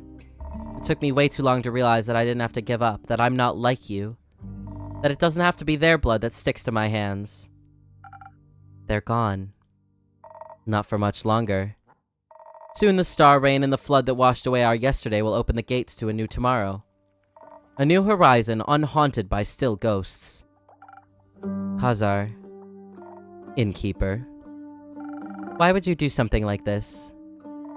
Don't we owe it to them? The you I knew would have agreed. The me you knew was foolish, easily manipulated. Trusting. At all costs, probably. Some situations are hopeless and some decisions aren't easy. Decisions are quite easy if you set your mind to it. Say I needed to tear apart Cassiopeia's wings for the stars to rain upon Gaia. An ambitious task. I could decide not to and abandon my plans because I'm intimidating by the complexity, or scared of the consequences, but no, instead I chose to stick with it and get what I want. At the cost of everybody else? I don't give up, I succeed. Again, at the cost of everyone else? It truly is that simple. If you care, you'll get it done, no matter how much effort it may take. Selfish. Everyone was dead. Generally speaking, a lot of abusers like to accuse people of the things that they are doing themselves. They do. They really do.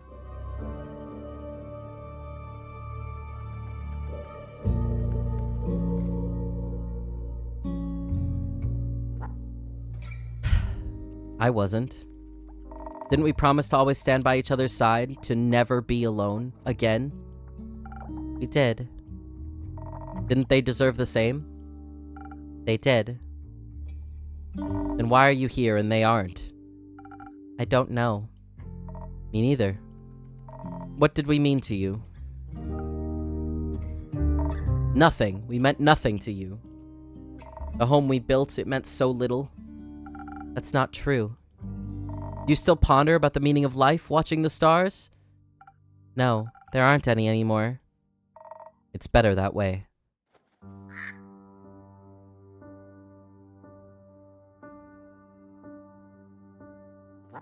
Oh my god.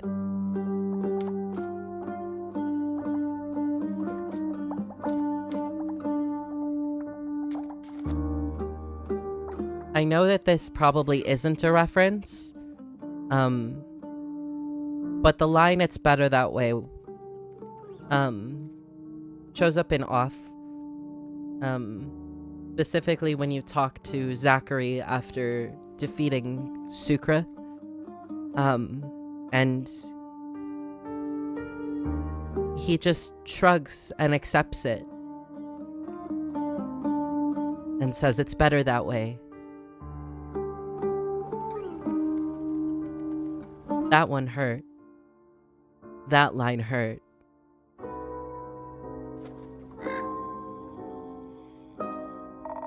It means there's no risk of getting caught up in trivial things.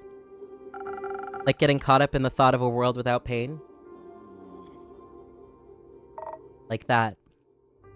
So naive. So stupid.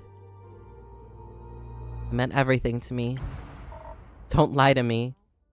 I've seen through this charade. Your tricks don't work on me anymore. Look at the stars now as they lie at our feet, a declaration of your failure, an elegy to your cowardice, and a demonstration of my endurance. Everything is set. Everyone will get what they deserve. Even your little replacements.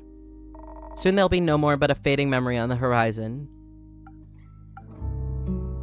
Feels familiar, doesn't it? They're alive. They can be saved. They are alive, indeed. What you should ask yourself is for how much longer, and if the time comes, will you run again? No. But you sent them to your deaths, did you not? I sent them to stop you. I'm aware.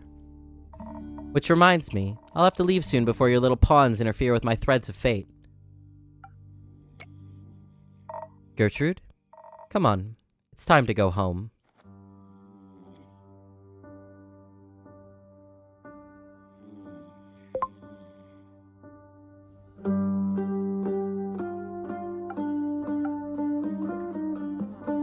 Interesting.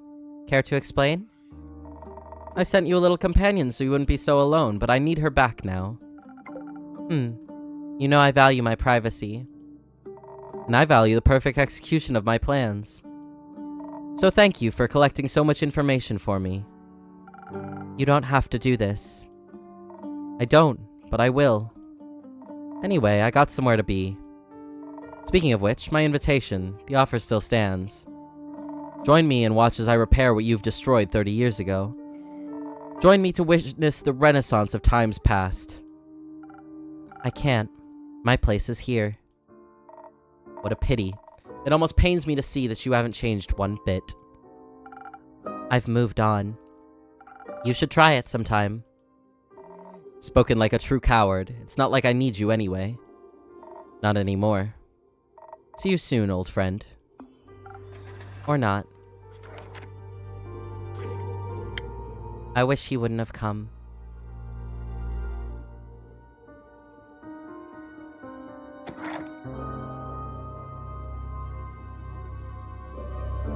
Oh dear.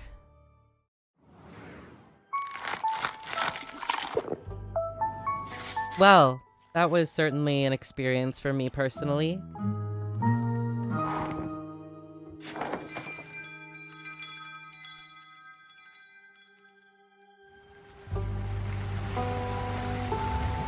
Wheel of Fortune. That's such a... Oh gosh. I love the Wheel of Fortune as a card in tarot. It's so interesting because the Wheel of Fortune represents change. And it showing up in a read typically means that you have the power to spin the wheel, to change things, to make everything different, to make things better or worse in your favor. You have that power. So the fact that this is the day before the 35th, which is the day that everything is going to happen, and the fact that it's the Wheel of Fortune is very, very interesting. I like that. How's the 4 to 6 bricks lodged in you, emotionally speaking? We're alright. It certainly is something. There were a couple of lines in there that were directly ripped out of the handbook of things that they said to us. And that was not a very fun conversation. But I guess goes to show, like, that's our type.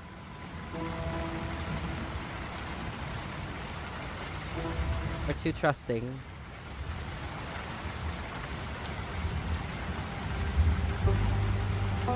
That's okay.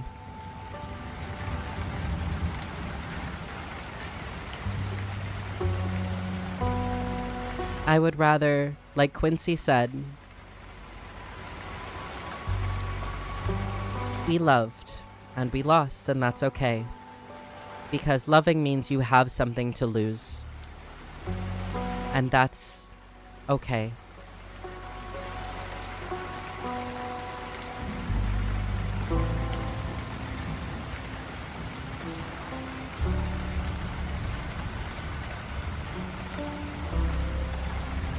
Thank you, Coco.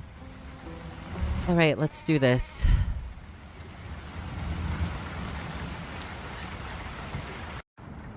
Melly! Oh, hello, lovelies. Good morning, Innkeeper. Good morning. How's your research going? Well, we did a lot of it. That sounds good. Yes. I can smell a breakthrough right around the corner. Are you writing that down, Archie? What? No, of course not.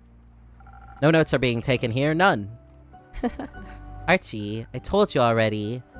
I might be the bestest detective in Fazoa, and this might be the meeting of a lifetime. But the investigation has to come first. How are you going to have time to write a book about my detective career if the world ends in a few days? I mean, it won't, obviously. Because our friends are super strong and awesome, and we're super smart and awesome. But we should still focus on backing them up. I'm sorry, seems I can't help but gather material even now. You're a very impressive detective, and... I fear what will happen if I stop thinking about my books. Is this what I think it is, Detective Molina? I'm afraid it is. Excuse me? It's a severe case of the nerves. Quick, Innkeeper, we need a remedy. Only your most revitalizing drink will do. Does the patient agree with their prescription? Really, it's not that serious. Thank you. Perhaps a cure that'll boost my toughness is just what I need. On it, Patient Zero. Oh. Or Melly anything. Something strength-based.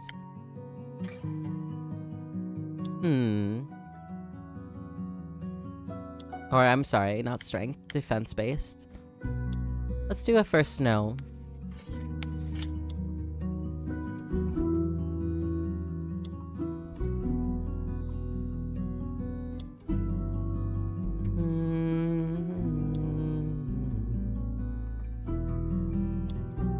We need something. Do we not?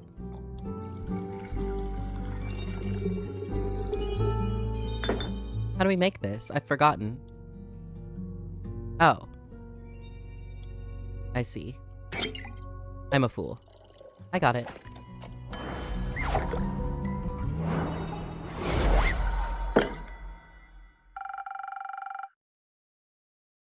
May the strength not be one of your tougher challenges. This is excellent. I could write a novella about the superb taste alone. I really appreciate the effort to cheer me up. I suppose I've been worrying more than I realized. How can I repay? Repay Rishmay, you shouldn't just bear your worries silently. I would accept an update on your research as compensation. Certainly, we are happy to oblige.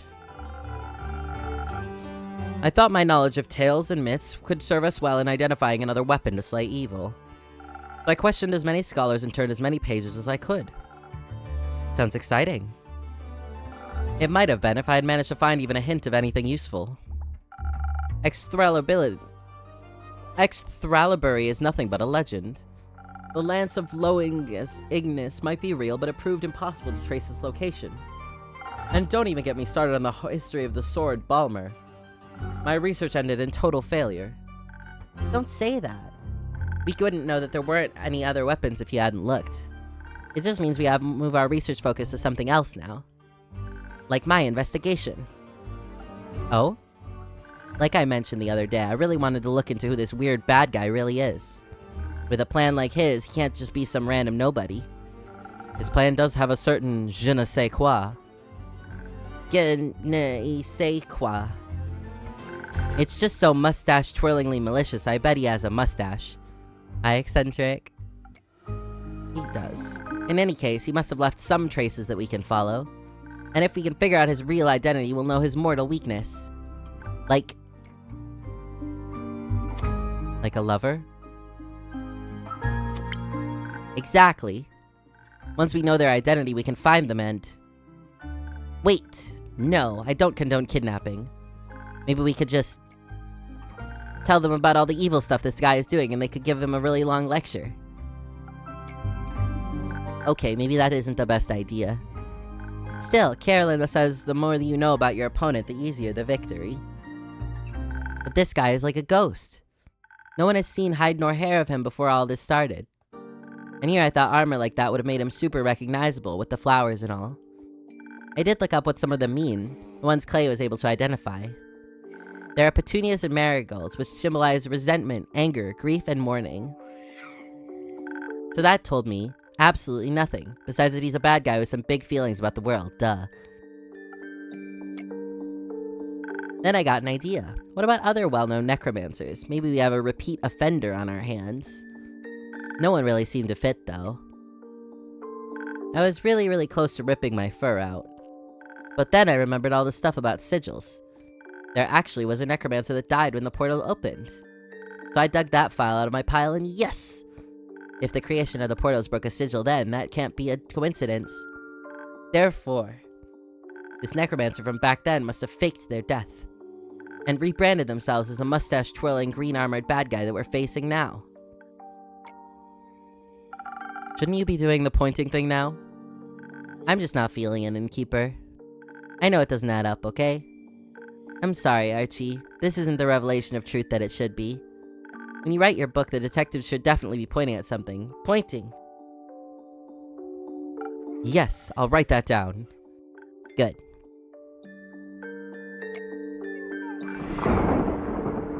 I can't believe we couldn't find anything.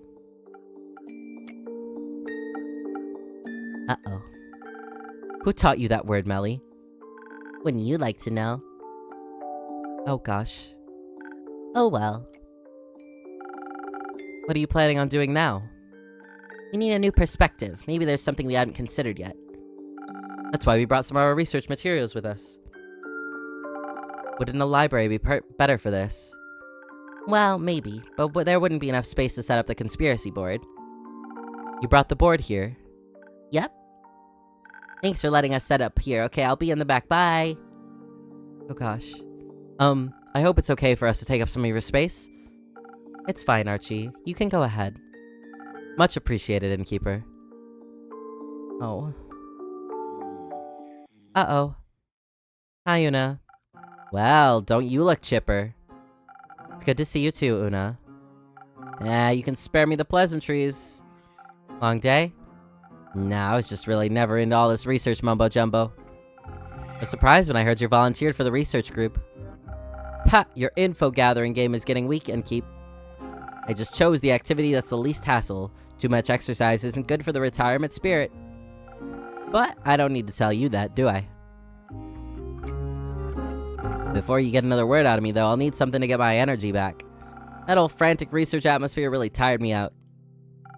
Something to bring your strength back. Got it.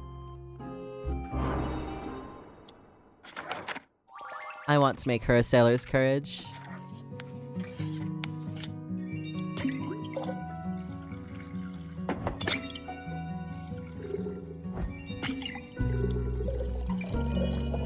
Perfect.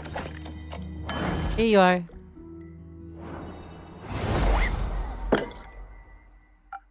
Here, for all that heavy-duty crocheting you're doing. Feel like I could crochet gloves for an entire army with this. Got some more adventurers stashed away in those back rooms of yours? Just some more frantic researchers, I'm afraid. So, what else have you been up to? Just making sure Grace and Scully don't work themselves into an early grave for the most part. Any news on that front? You in the mood to be underwhelmed? Listening to what my patrons want to share, whether good or bad, is a key part of my job. Looking like a good little innkeep. As for their research, not many surprises there, to be honest. The damage that breaking the sigils did is pretty much irreversible, as expected. That teleportation spell Grace is looking into is also not getting any less dangerous. Even with all the modifications she's making, there's still a good chance of it backfiring. And by good chance, I mean like 70%. What kind of backfiring are we talking about? Like everything blows up and fireworks and fun? No. Like immediately dying. Oh. How are Scully and Grace feeling about everything? Taking it in stride, or they're just too stubborn to give up? I'm not sure. That sounds like them. What about you? Me? All of this must be pretty disheartening. I mean, not really. These kinds of doomsday scenarios just lose their impact after a while in this business. I've lived my life. I've made my choices. Now I'm just doing what I want either way. The end of days comes knocking and I'm on my porch crocheting and drinking. I'll have no regrets. But you're not on your porch. You're here, looking after the people trying to avert that doomsday scenario. Ugh, I can't believe I had to hear that from you. Leaves a bad taste in my mouth. Oh gosh. I could offer you another drink to wash it down. No thanks. Unfortunately, you've got a point. I guess I got swept up in all this a little. Sure is weird. What is? Caring. Not like I need to elaborate, preaching to the choir and all that. I don't know what you're talking about. Ah, sure, whatever. Let me just ask you this. As you are, will you have no regrets when all of this is over? You couldn't just let me have the last word, huh? No way in I'll leave you to contemplate that, I guess. Where is this information? For someone who initially didn't care about saving the world, she's actually quite involved now. Even though she denies that she cares, or that these doomsday scenarios scare her, seeing her actual emotions begin to shine through really makes her happy. Really makes me happy. I bet her autobiography will be an absolute page-turner. Are Melly and Archie here? In the back. I'll go see if the youngins need some company. Sorry, I yawned like midway through that sentence. Gosh. Carolyn, Rhea, X, Baya, you're back. Greetings, I mean, good mythical afternoon, adventurers. Uh-oh. Good afternoon, innkeeper. Baya, so cheery. Does this afternoon seem mythical to you? It seems wet? Sorry about that. We didn't have much time to dry off before coming here. The floorboards should be able to endure it just this once. Okay, if you want to leave now, Baya. We all made it back safe. Okay. But please keep the blankets. I could make some soup? You should be good for now. Thanks, Baya. Where are you headed, Baya? The swamp. I want to talk to my friends. I see. Goodbye. Let a tree know if you need any more help. I will come. Stay safe, Baya. Uh-oh. Why do they look disheartened? Spit it out already. You've been chewing on this ever since we escaped from that mountain. It's just, I feel bad, alright? So... that doesn't sound too good. Isn't that pretty obvious? Right. More importantly, have the others come back yet, Innkeep? They haven't. It's a waiting game, then. Great, my favorite. Alright, Innkeep, this is where you come in with a drink. I'm going to explode if we keep brooding like this. We're not that rogue fellow. And which of my drinks would be of aid? Not sure what could help soften the outcome of our quest, but... maybe protection from disappointment? That might do. Certainly. Oh no. Oh no. Let's do a steel tonic for them.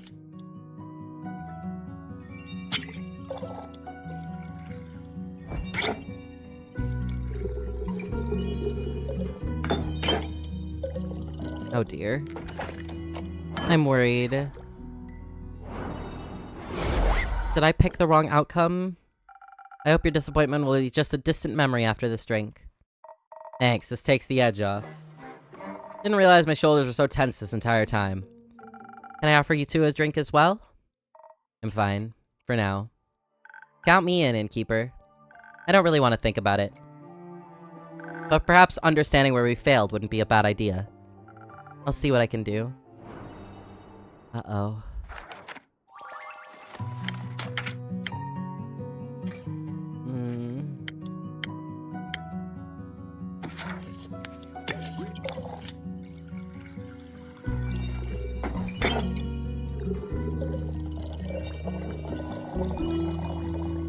Oh, that's entirely the wrong thing. What have I done?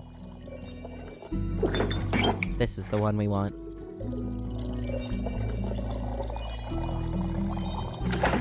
There we are. This might be just what you're looking for to understand the meaning of everything. 42. Oh, gosh. What? Weird, I don't know where that came from. But this is good. My synapses are firing at the speed of light. Here's my conclusion. We might be really, really fucked. Was it that bad? You don't even know the half of it. Wait, this can't just be it, right? Grace and the others should have figured something else out by now. You probably already have some quests in store for us, for plans C, D, and X. I'm sorry, Hex. Archie and Melly couldn't find any new leads. And Grace and Scully are still at it, but from what I've heard, they haven't found much either. That's... Come on, Innkeeper, stop joking around.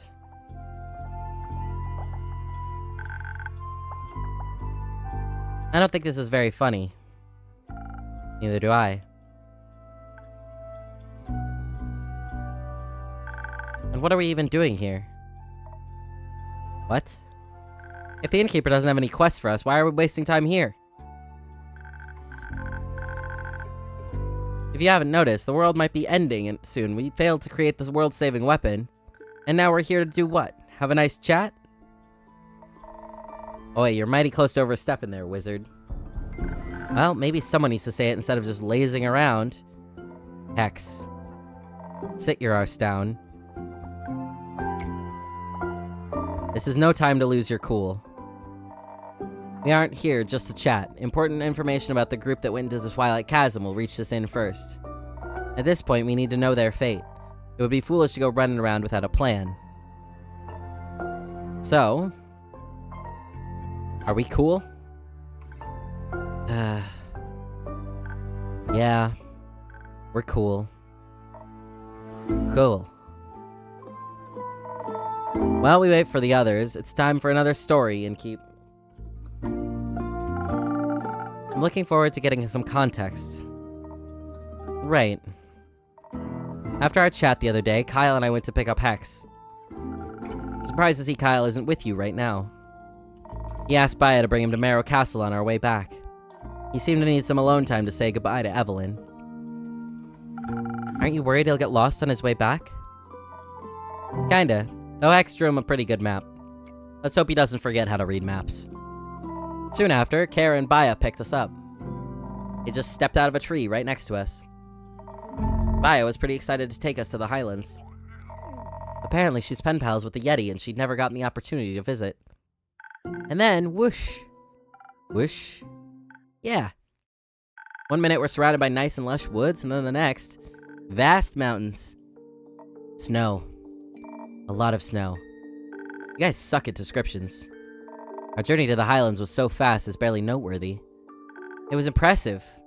I mean, sure, evocation is obviously a superior school of magic, but I suppose such a feat of conjuration was pretty cool, even though nothing blew up. Then he had to keep blabbing to Baya about it until we reached the village. Well, Grace would have killed me if I didn't ask for details. While the view was great, we were pretty disoriented. Even when we found the village Clay told us about, no one could point us towards the temple. Kaer looked like she was getting ready to throw people around if they continued saying they couldn't help us. It was clear that no one there knew anything. Even though we still had no idea where to go, we left the village. And that's when Baya let out this gut-wrenching scream. It sounded kind of like this. Thank you, Hex. Thanks. I really appreciate you replicating that scream. But, why? Hey, you guys insisted I stay to tell the tale. Did someone die? Oh, hi, Linny. Good to see you, Mally. No one died. Hex just got a little too excited.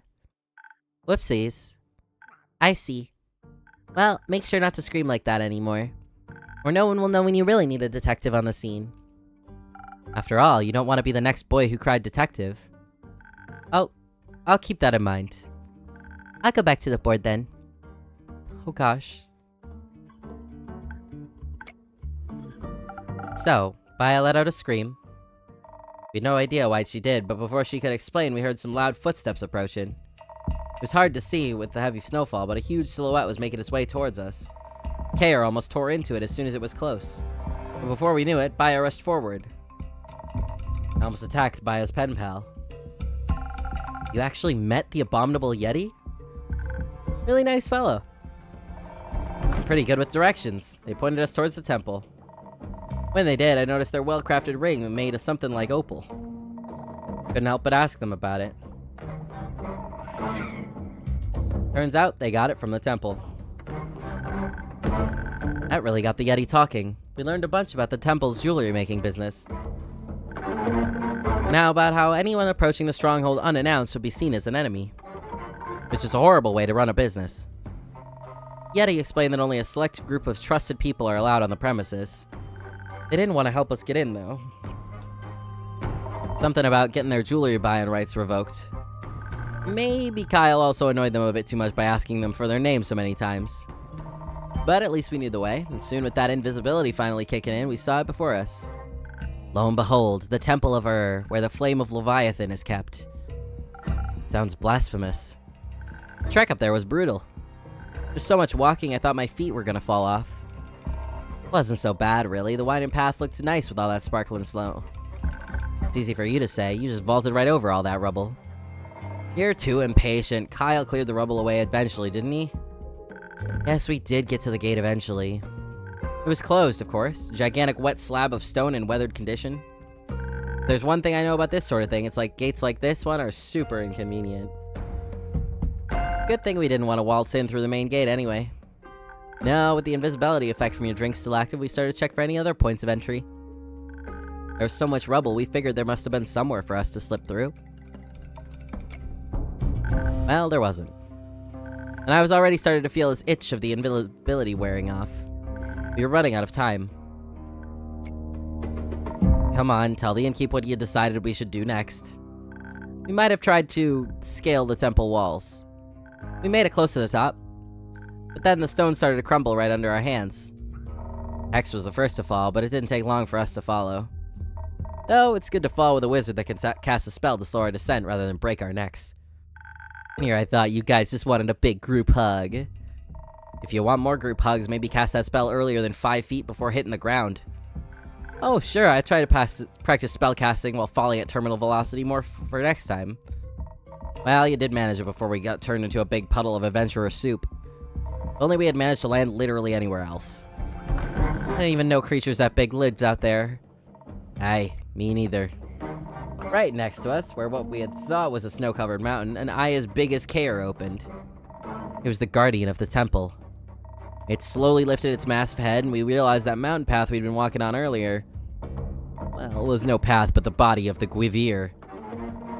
Its snake body slowly unfurled from around the temple. While shaking the snow off itself, it revealed its pure white iridescent scales. For a few moments, it just stared us down. The gigantic opal embedded between its eyes shone with every color imaginable.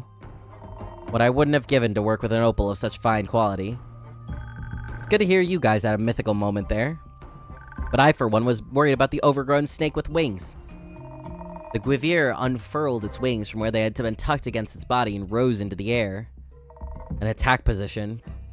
It struck with such speed we only avoided it thanks to Kair's quick reflexes when she pushed us into the snow. All I could think about was that I didn't want to fight it. Not again. When it was getting back into position for another strike, I screamed our intentions out. I couldn't imagine the Dragon's Guardian would be indifferent to our objective. It didn't seem to care much about it, though. Or it didn't hear us. I didn't want to give up. We had to communicate with it in a way that it couldn't ignore. So we choreographed an expressionist dance. No. Not really. But that would have been a lot funnier. In any case, instead of trying to fight it, I told the others to get moving and get our message across by writing it in large letters in the snow. Ever tried to stomp out letters while a giant reptile is attacking you, innkeeper? Heck of a core workout. I think I developed muscles where no muscles should ever develop. Watch out, you might become the first wizard to complete a push-up. And did it work? The push-up? No, the writing in the snow thing. Wasn't sure at first. But when the attack stopped, I started looking intently at what we had written. Then, it launched itself in our direction again, but instead of trying to attack us, it dove into the snow. The ground beneath us started shaking until all of us were suddenly lifted on top of its head. I thought we were ascending to Tuat's realm for a second, not gonna lie. But instead we were just lifted higher and higher into the air, towards the temple. Soon we could see a tower emerging from the temple grounds. The Guardian must have understood us after all, because it was taking us to the only place I could have imagined the flame to be. Soon we were close enough for us to jump down from the Guardian. And then I saw the altar. Oh no. What did you see? That's the thing. We saw nothing. Nothing. No great flame of Leviathan. Just a devastated altar. And an empty basin where the flame should have rested. We were so foolish. Oh no. The clues were already there when we were approaching the temple. All the rubble, the poor state of the building. The flame was extinguished during the flood, long before we'd ever set foot in the Highlands. Oh no. I should have known that an eternal flame was too good to be true. Not even the dragon's might is made to last forever in this world. It was all such a waste of time. You can imagine our shock at what we saw, Innkeeper.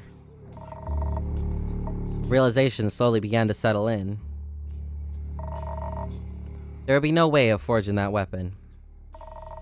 Nothing to wield against the necromancer.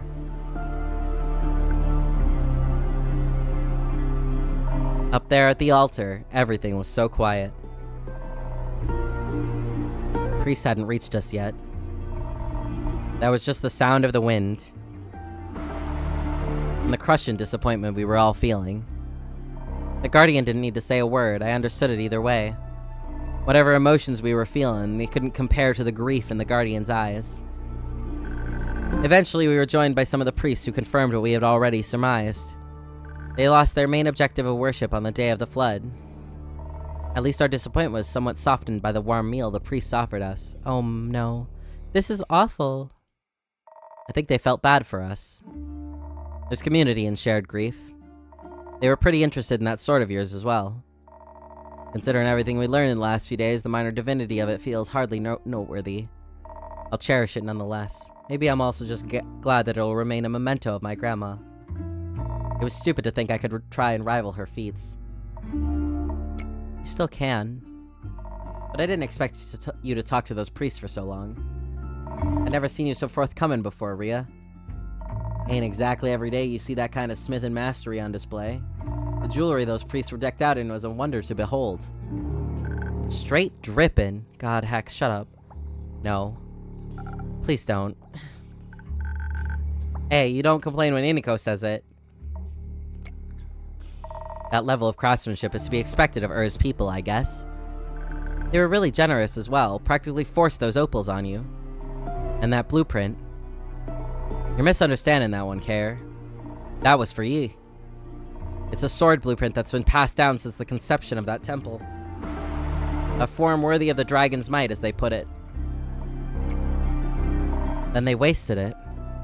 I know you won't hear it now, but if you ever feel different, it'd be an honor to forge it for you. We eventually got ready to head back. I was so worried about the lack of trees around us, but Abaya seemed unbothered. We headed out to the courtyard, where slowly but surely she grew a whole tree. Oh my gosh, Baya. Its branches were stark white and covered in gleaming leaves. I asked her afterwards what kind of tree it was, but she just replied that it was the dream of the soil. Don't know what that meant. Oh. The priest looked very touched by its appearance. But we needed to be on our way, so into the tree we went. We stopped by Baya's and then headed over here. So that's that. Never had such a depressing walk back to the tavern. Oh, quit your yapping. You were going on and on about this all the way over here, too. It's easy for you to say. After all, you got those gems. Great for your stupid competition. Some of us were a bit put off by the quest failing. Why don't you just come out and say what your problem is? My problem is that you're acting like everything's fine.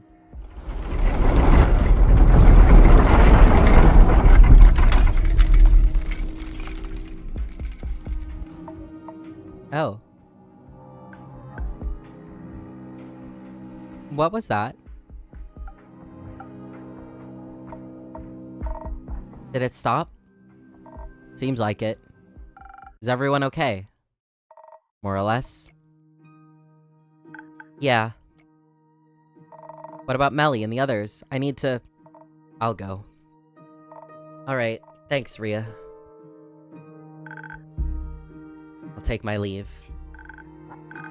We told our story. There's no other reason for me to stick around. Might not be the case for you guys, but I have people I actually care about that I need to check in on. Goodbye, Hex.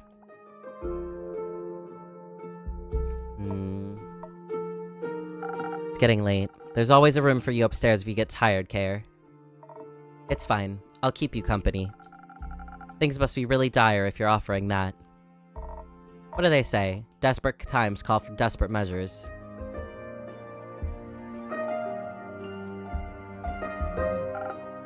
Alright, before we get to them, we have to do a quick ad break, so we will be right back in 3 minutes, and the rest of this story will be told, I suppose.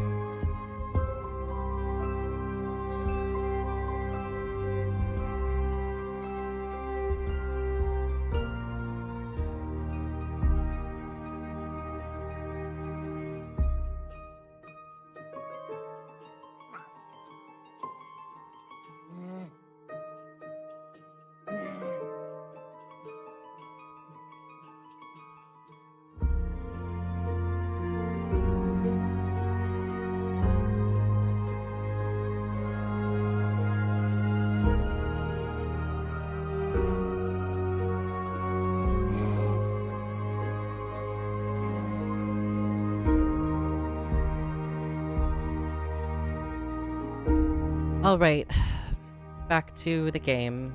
Here we go. Welcome back. Keep it. Okay.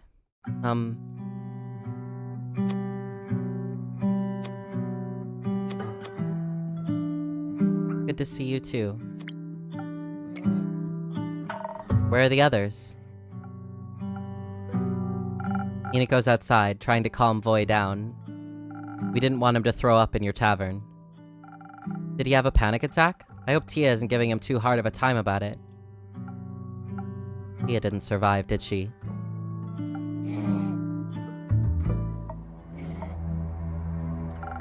She isn't, right?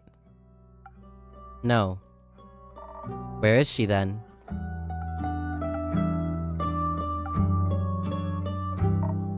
Gone. She's gone. You left? No, she's dead.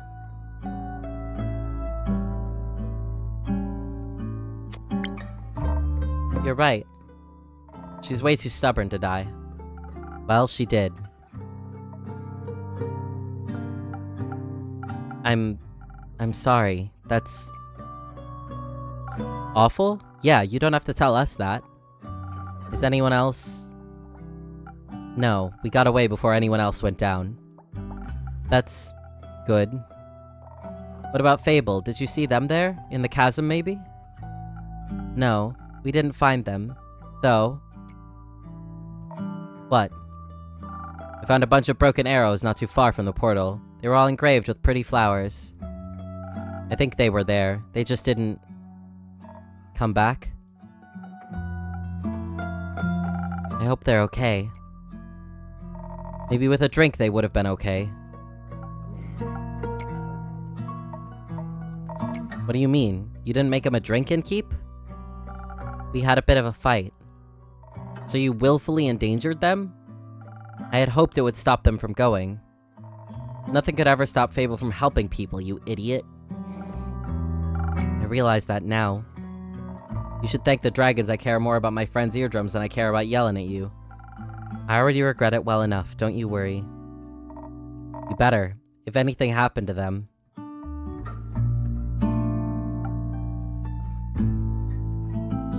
If they end up like Alethea, I know, me too. We shouldn't have left without her. Her body wasn't exactly cooperative. We couldn't have taken it with us if we tried. Don't call her that. What? An it. Clay. He's right. Have some respect. I'm just saying. Well, stop saying it. Alright, you three. Calm down. No need to spill more blood. Please, tell us what happened. What does it matter? We abandoned her. That's what happened. We didn't do that. We sure abandoned the world. Our angel would be disappointed in us. It's not like we had much of a choice. You would say that, wouldn't you? What's that supposed to mean? You always run. Of course you wouldn't choose anything else. I ran because I have something to get back to, Clay. So did she. Okay, how about a drink for calming all those nerves? No. Time and place. I'll take one. Need to tell you what happened after all, even though I rather wouldn't. Got anything to make that easier? I'm running out of secrets, though. Don't worry, there's no need for trading today. I don't have anything to wash away the regret. But maybe I can get you something to make the words flow easier.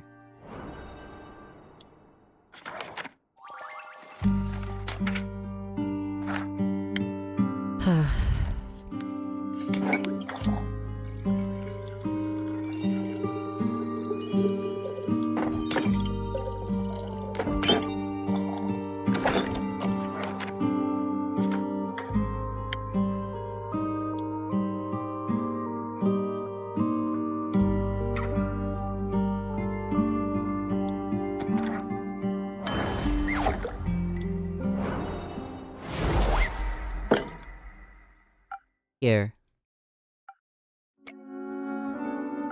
Thanks for this little taste of normalcy. So I don't really know what to ask. Did you stop him? No. Oh. He was faster than us, somehow. Melly and Baya drew us a map to the portal so we could get there quickly, but when we arrived, we found a note stapled to a tree. It read, "If you value your lives, go home." You knew you were coming? Apparently, Jade and Tia argued about what to do, but we didn't exactly have a lot of options.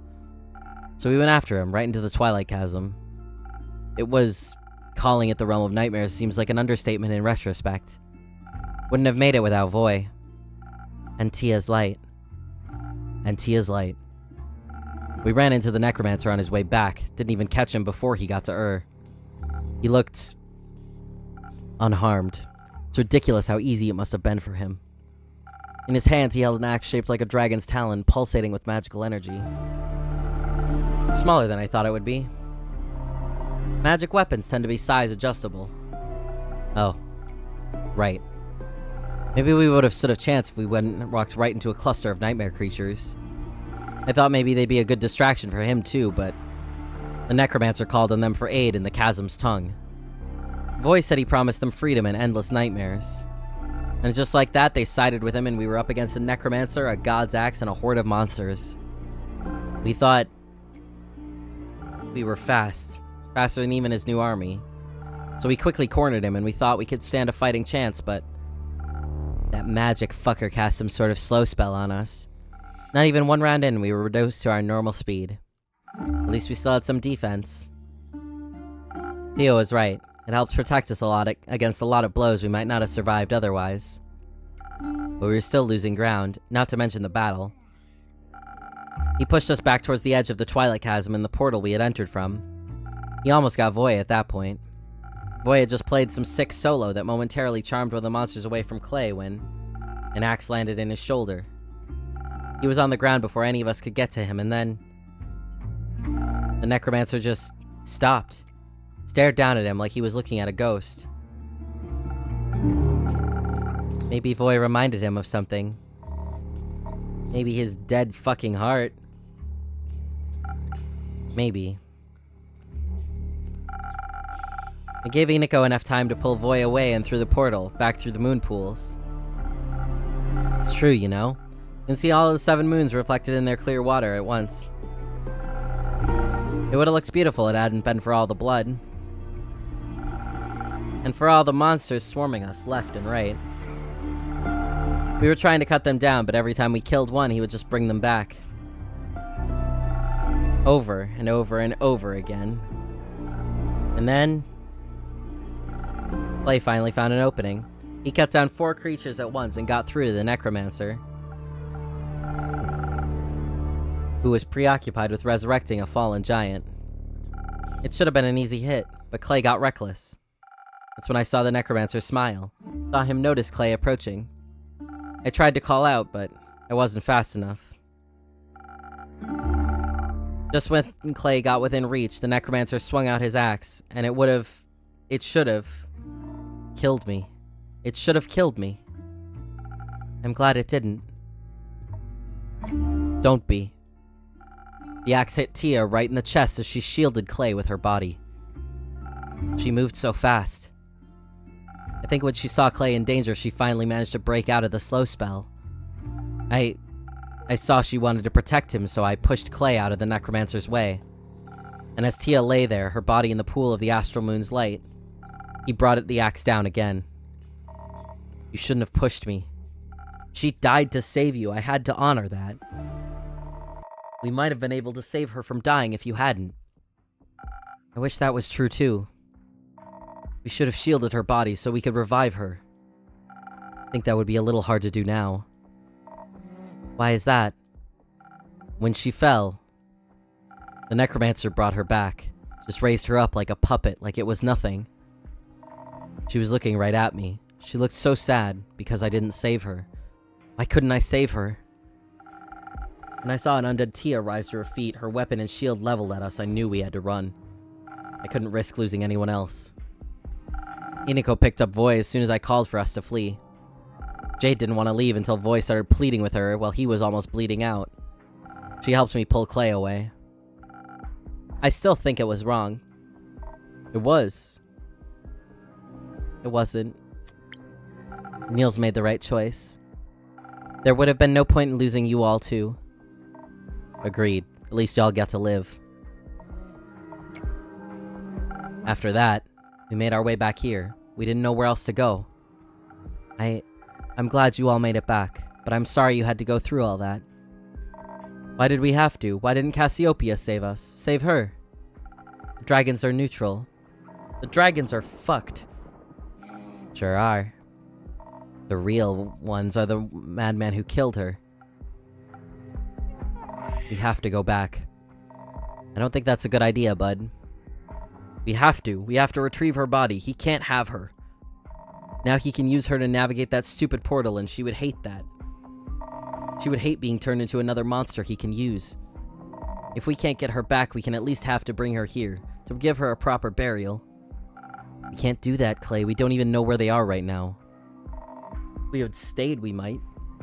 But we didn't. Thanks to you. I don't know. But it is what it is, right? You say we can't go back, so we can't change anything. We screwed up. We played right into his hands. All this power and strength and magic, and we didn't change anything. Hold on. I'm sure you did your best. What's the point of doing that if it doesn't save anyone? I can't even feel her anymore. The bracelet, it's just empty. There's just an absence where Tia should be. I didn't even get to make her potato soup. I feel like if we had just done something different, if I had been more stubborn, I don't know if you could have changed anything. Why do you sound so sure of that? I think the necromancer, I think he heard everything. What you planned, I mean. How could that even be possible? After you left, the jackdaw near my window, I think it was a spy, and it heard everything. What? How does that even happen? How did you not notice that? I don't know, I'm sorry. All I'm saying is it's not your fault the plan failed. He outsmarted us. All of us. So there's nothing we could have done. I can't be right. What's the point of all this then? If he knows everything, then we might as well give up. He has Ur's axe. He has an army of nightmare creatures and more. And she's gone. The only person who'd know what to do is gone. And we don't have a magic greatsword either. You've got to be kidding me. What? Magic flame was put out by the flood. So we've lost. It's over. He hasn't won yet either.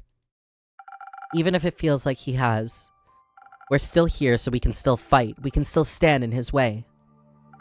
Hope will only abandon us if we let it. You're right. Us giving up, that's not what she would have wanted. What she would have wanted was to live, to get a chance to be more than some pointless martyr. I want her back. Clay. No, I don't want to hear anything else from you. You don't even notice a spying bird in your tavern, or maybe you did, who knows? You're dishonest with us all the time. Do you even really care about any of this? I care more than you could ever imagine. I wish I could bring her back too, Clay. Well, can you? No. What help are you then? Screw this. I'm done hearing excuses. I'm done pretending we'll make it through this. Clay, please stay.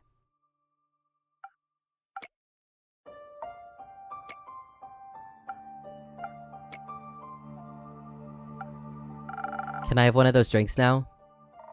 Don't want to go after him? If I was him, I'd kill all of us, so no. What kind of drink do you want? I don't know, something fast maybe? Didn't help with the fight, but might help my stomach. It's worth a shot, I guess. It isn't over until it's over, you're right. It will awaken your senses.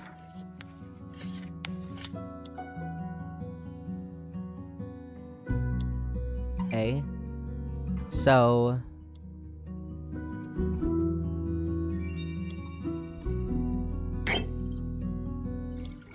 bury me lose Clay too. We've probably already lost Fable as well.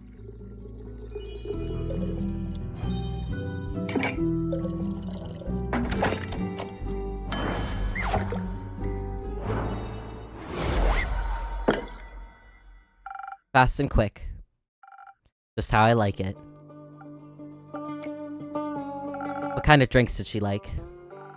Defense all the way. Heads up.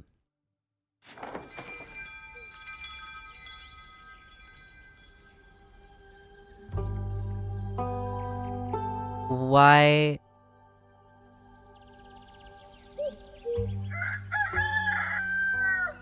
What just happened? Okay. That was meant to happen. Whatever that was. Someone should go after Clay at some point. We'll need his help. We don't have time to let ourselves fall apart right now. Easy for you to say. You weren't there. Carolyn's right. We'll have time to feel defeated once we're dead. Right now, all is not lost. Not yet. Sure, it's just a bit hard to buy this never give up bullshit right now. If you know how to salvage all of this, feel free to share with the class. I'm serious. I won't even roll my eyes at any heroic speeches right now. Yeah, I figured. But what? Do you just want to give up? I don't know. Clay was right. It's getting pretty hard to see the point. It's exactly what got us into this mess to begin with. What? Your failure? No. This bullshit ambivalence. Huh, I think you guys need to take a good hard look at reality. I don't like betting on losing horses. Of course. Did enough pro bono today? How much it'll cost to get you interested in again? Oh, you can fuck right off. Ulyssia. What's up, Niels? Think this through. What would you even do? Where would you go? Don't patronize me for trying to save myself. Niels is right. There won't be anywhere to go soon. I don't want to hear it, innkeeper. What do you even know? All you do is sit here and watch everything fall apart around you. Don't you dare lecture me on this. I don't think that's very fair of you to say. You really want to talk about fair? Must be easy, huh? All up on your high horse watching us struggle every day.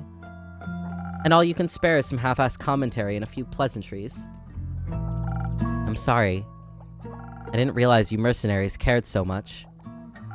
Well, I got there in the end. Did you? Should have figured. Explains why that bird spying on us all this time was also just a footnote for you. Hey. You always go on and on about your responsibilities as an innkeeper. How it's your duty to serve anyone that walks through these doors. If that necromancer fucker walked in here, would you offer him an ear and listen to his story? Would you serve Alethia's murderer a drink with the same smile like you do for us? Hey, maybe he'd bring her corpse along. Good thing you'd already know what drink to serve her. That's cruel. Why are you defending them? You should be just as pissed as me. That elf is gone because they couldn't get over their own ego, right? For all we know, Fable could be dead in a ditch somewhere. We wouldn't know. My drinks aren't miracle tinctures. They can't move mountains. But they could provide the edge between life and death, couldn't they? And you decided to refuse them that help because you were petty. Not like it matters now. Don't talk like Fable's already dead. Maybe you should have thought harder before letting Fable walk away like that. What happened to believing in them? If there's even a chance they might come back, I'll keep these tavern doors open. Good to know you seem to have somewhat of a heart. Whatever. Whatever? I don't know what else you want me to say. Just try to say something that doesn't make it sound like you've already given up. Like you didn't give up the moment things turned rough in the chasm. That was different. People were dying. A lot of people will die soon because we ran. So unless you have some big idea for how to fix this world... Oh, I know. You can just set up another hit, Niels. That way someone else can take care of your problems again. It just won't be me this time. Innkeeper, Carolyn, it's been real. Or not. But risking Clay's temper seems more meaningful than sitting here, so goodbye.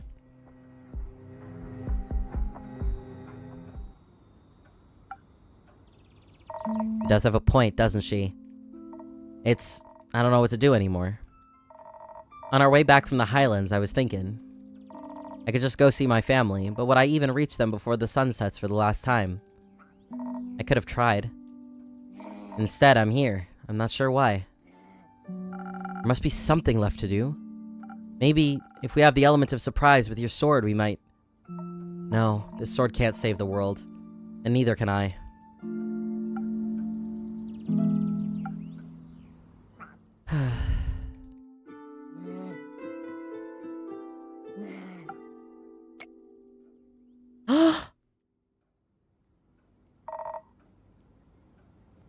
Am I seeing things? Babel? Hello, everyone. Greetings, adventurer. Welcome back. I'm back. Somebody pinch me. Ow. I said pinch, not punch, Carolyn. That wasn't a punch. I'll show you. Wait, it's really me. Even though I do look a little different. Is it weird? No, it suits you. Looking badass, Elfie. Thanks. I like it too.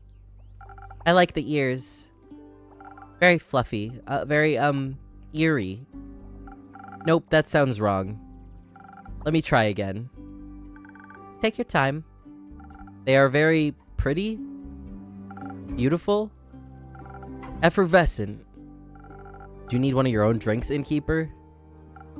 Well, what I really want to say is... I'm so glad you're okay, Fable. And I'm happy you're back.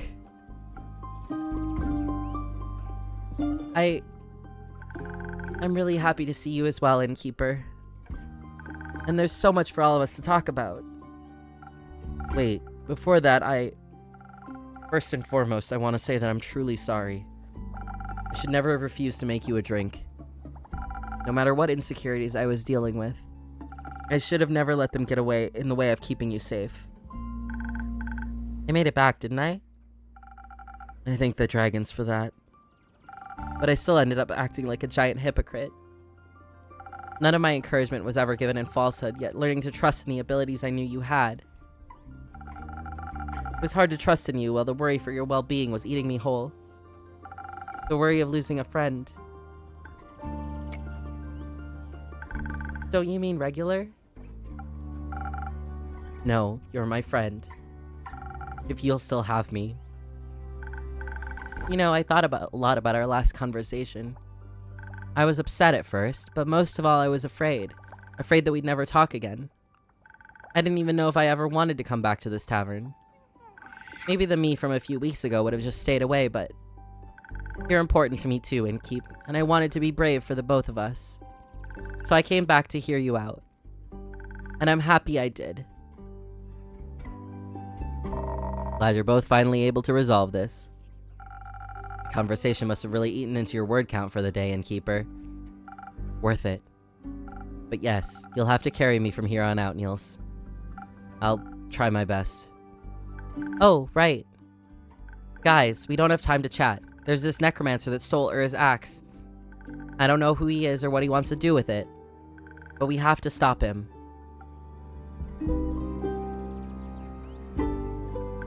Why are you guys looking at me like that? It might be good to get everyone up to speed.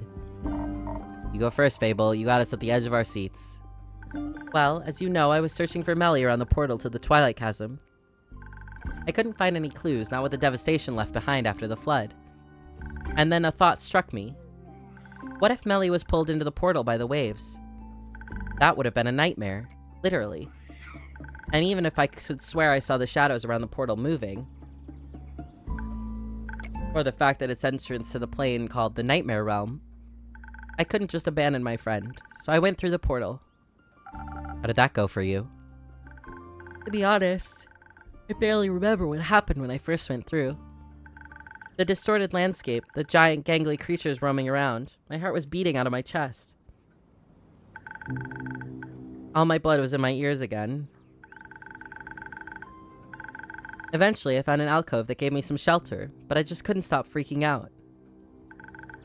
In my blind panic, I had run so far away from where I entered that the chance of finding any traces of Melly was almost zero. So, what did you do next?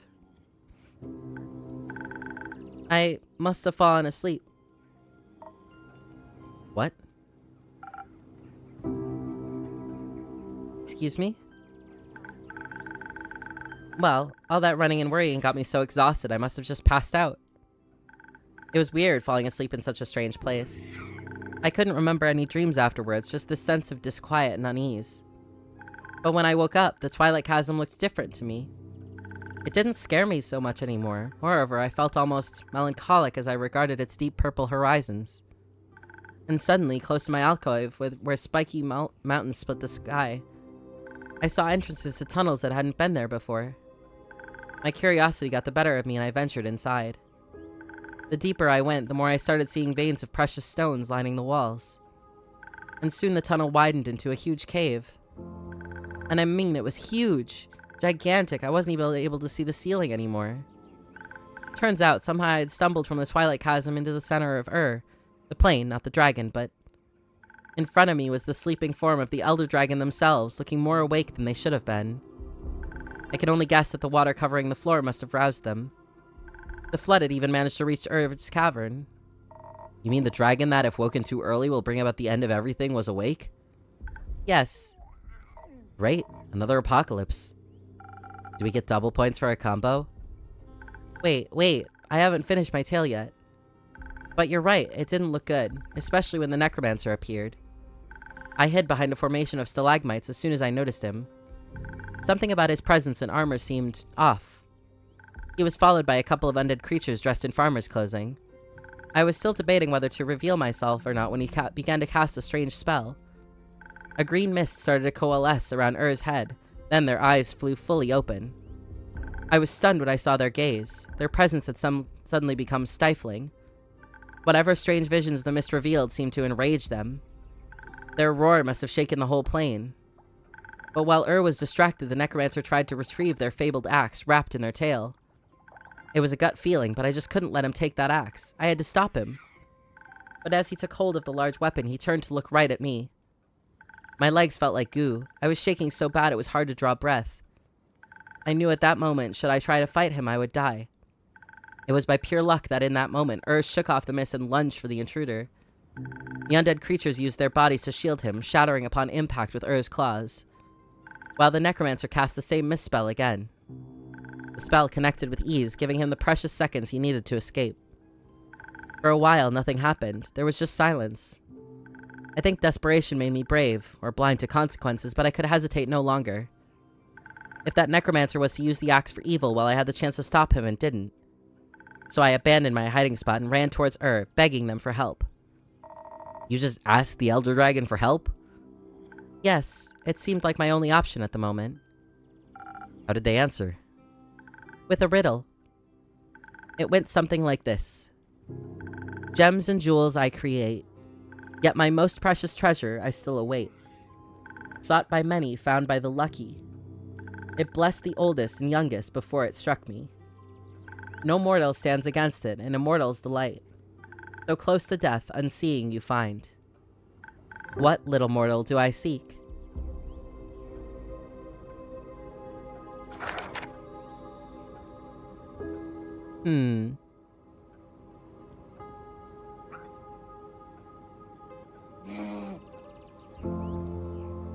Gems and jewels I create, and my most precious treasure I still await. Thought by many, found by the lucky, it blessed the oldest and youngest before it struck me. No mortal stands against it, and immortal's delight, so close to death, unseeing you find. What do I seek?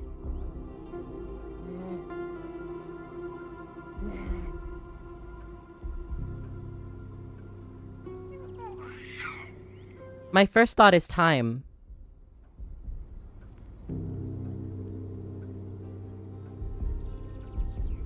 Time creates gems and jewels from pressure, things like diamonds, you know? My most precious treasure I still await. Time goes on.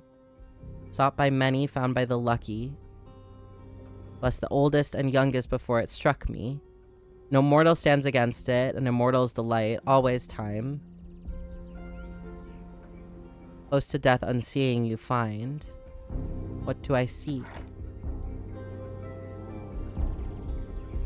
I don't think I'm right, though. I feel like I'm wrong. I'm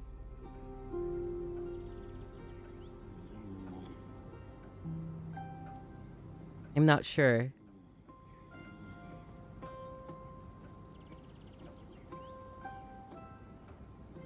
I was never good at riddles. I prefer a more hands-on approach. Just admit you don't have the patience. We have that in common. I had to think about it for a bit. But while looking at the dragon, it became clear to me. The answer was sleep. Oh.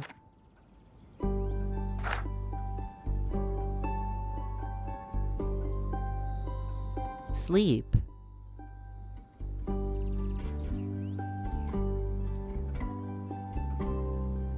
Close to death, unseeing you find. Okay. I see. I understand. Wouldn't it be terrible for everyone to think you doomed this world just by waking up? I don't think wants this world to end like that either. So I pulled out my lute and played the Elder Dragon, a lullaby. Just as I could see their eyes starting to droop, they lifted one gigantic talon to my forehead. A strange heat ran through my body and a floating orb of blinding blue fire appeared in front of me. It was so warm and kind. It tickled my nose, and when I couldn't hold in my laughter any longer, I, accidentally ate it? Before I could panic about wasting Ur's gift, their gaze let me know that everything was fine. That their flame would stay with me from then on, and that this strength was their boon to me, to this world. The makeover was included, I guess. And that's all there is to it, really. I think that was plenty. That's astonishing. It's not like I did anything special. Anyone in my position would have done the same. No, I think this has Fable written all over it. I did forget to bring a cool trinket back for you. I think you brought back something a lot more important. Hope. Oh. Elfie, are you saying you can actually produce dragonfire now?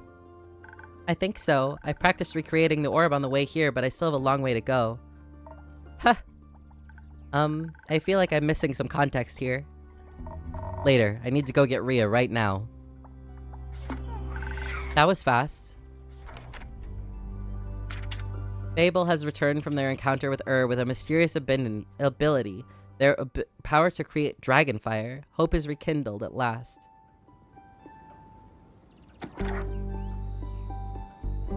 Can't blame her. I heard you might have some dragonfire for me sword. Good to see you back in one piece, Fable. Good to be back in one piece. So, what's the situation? Is there a new plan? Yes. Maybe. We'll need to figure out the details. But it's fair to say we've been given another shot. Right. If there's any smithing to be done, you know I'm with you. How long do you think you'll need to reforge the sword? With that blueprint from the Highlands, it'll go a lot quicker. I'm confident I'll be able to make a darn fine sword. It'll be ready before sunrise. Got no time to waste. Right. I'd still really like to know what we can't waste time on. Let's discuss it with the others. Melly is a lot better at explaining this kind of stuff. She's safe? Yes, she's safe. Innkeep, I trust you'll have some quests locked and loaded for us top of the morning? Of course. I guess we'll see you tomorrow, Innkeeper. We only have the one quest, though. Rest well, everyone.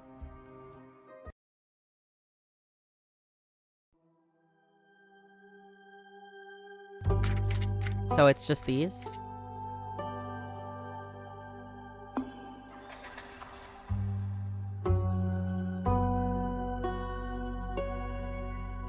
Oh boy. In your gameplay, both times Fable came back with, like, crystal horns. Oh? Maybe I got a different route than you. All might seem lost, but the fight is not over yet. Quasar can still be stopped at the Aperture. He's in the possession of a draconic weapon, but so are we. Thanks to Fable and their newly obtained dragonfire, we were able to forge a weapon to withstand his evil powers.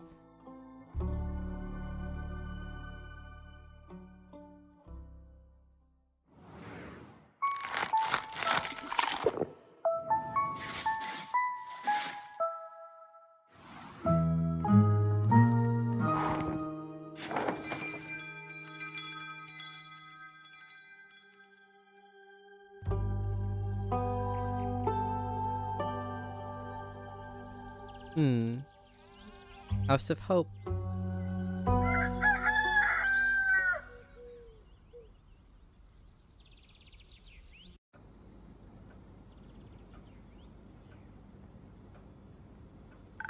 Good morning. Good morning. You don't know how refreshing it is to see you three all together again. Likewise.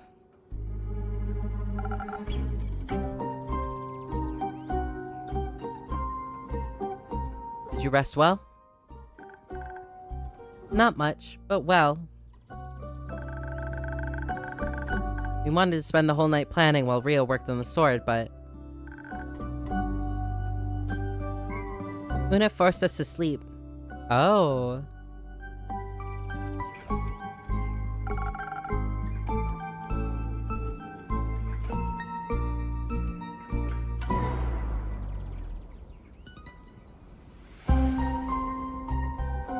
Interesting. Whether you get the horns or the ears is actually dependent on a hidden choice at the end of day 15. After Fable leaves, you get a choice between the innkeepers saying to themselves, maybe I should have been more honest, and they'll be fine. Depending on what you pick, Fable approaches the encounter differently, and hence gets a different enhancement. Oh. Interesting.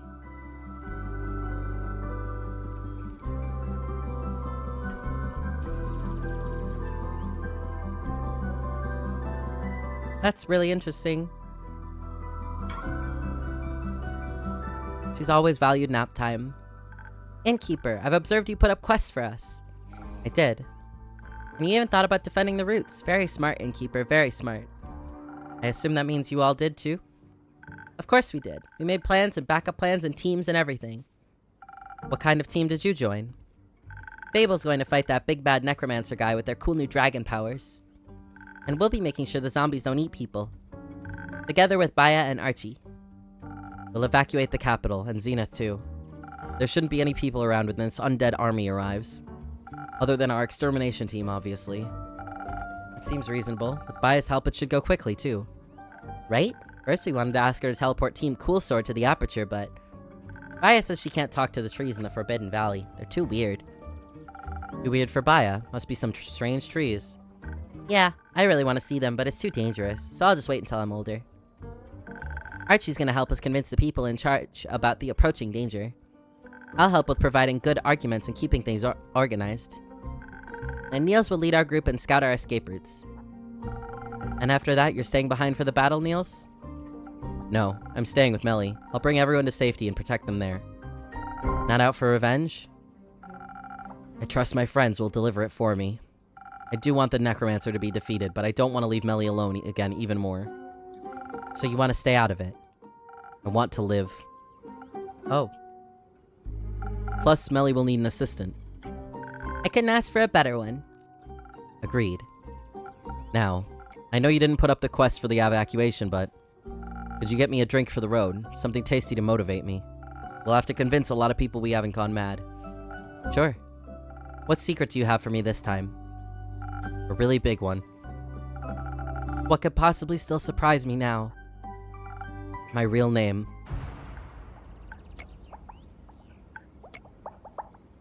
I'm all ears.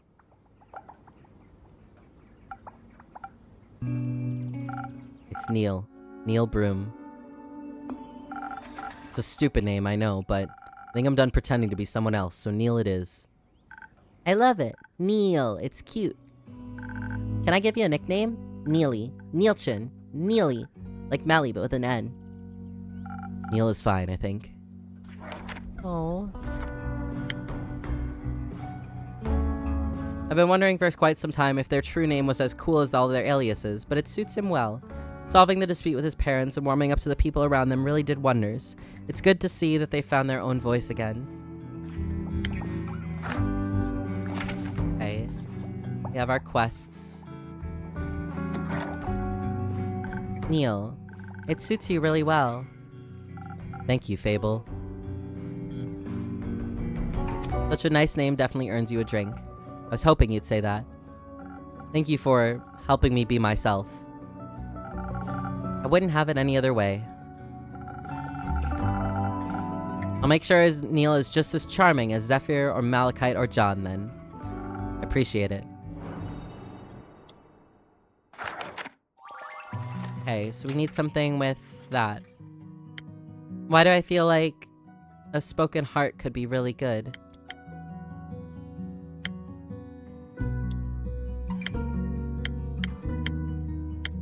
You know what? One last one for the road. Their usual.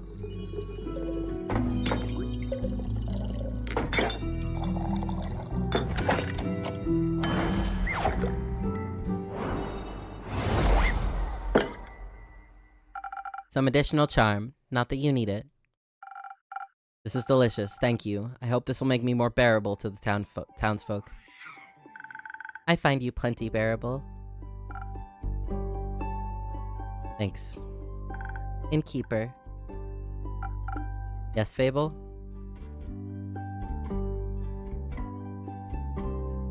I've been meaning to tell you. Thank you for everything that you've done for me. Without you pushing me to go on that werewolf quest, I wouldn't have gained the confidence to face You're one of the best friends I've ever had. Fable, I have a confession to make. Let me guess. You don't actually know how to make hot chocolate. Actually, I recently learned how. Would you like one? You're trying to distract us. Yes, they are, but I'd still like one. I'll accept it when you're done telling us your secrets. I'll trade your confession for a chance to make me a hot chocolate. I see I've taught you well. Alright. This is scarier than I thought I'd be. I know, but you can do it. That crazy necromancer? The truth is, I know him pretty well. He's my former best friend.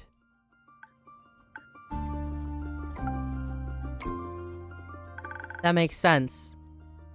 It does? Well, I always knew they were hiding something. And when I saw the flowers on the necromancer's armor, it reminded me of the letter you refused to open. Yeah, that letter was... something. So, you two were friends? We were in an adventuring party together. It was us and 4 others. Aquila, Aegis, Cain, and Kaya. Oh, it's been ages since I said their name out loud. We spent quite a few years together. What happened? They died. Our friends, they... Remember the other necromancer you were researching, Melly? Obviously. Is he their reincarnation? Was I right? Not quite, but we fought her, Carabosia, a couple of times. She was obsessed with immortality and would do anything to get it. To us, it was like a game. She'd do something horrible, we'd stop her goons, she'd get away. We got so used to it that we became careless and arrogant. We didn't quite realize how dangerous she really was. Thinking ourselves invincible, we went into our last fight unprepared. And my friends paid for it with their lives. Fable, to be honest, I thought that was what would happen to you when you went into the Twilight Chasm. I thought he'd be the end of you. I see. I understand why you were scared. I just wish you would have told me. Me too. When we fought her, they all went down so quickly. Aquila got mind-controlled and struck down Cain. Kaya went down trying to heal Aegis. We tried so hard to keep fighting despite it all, to not give up, and then suddenly... they were all gone, and it was only me, and Khazar. Khazar? Is that his name? Yes, Khazar Duskbringer. Is that his real name? Yes. Jealous? A little. He grew up in the Order of Starlight. It was a different subsection from Tia's, but I guess Cassiopeia's servants have a flair for dramatic names. The Cassiopean and Leviathan symmetry kicked in right away, I guess. You worship the Great Sea Serpent? Yeah, I'm not much of a cleric or paladin type, though. I prefer more direct communication. Cool. We both had a lot of similar practices our party members found weird and off-putting. It was fun. But the other necromancer, Carabosia. That one. She died, right? So you defeated her after all? No. Yes, well, Khazar did. When I saw my friends I was pretty sure it was all over. That we lost. I was hopeless and scared, so I ran. I ran and I didn't stop until I was too far gone to turn back. get that. Running's pretty easy when you're scared. And that must have been really scary, to lose your friends like that.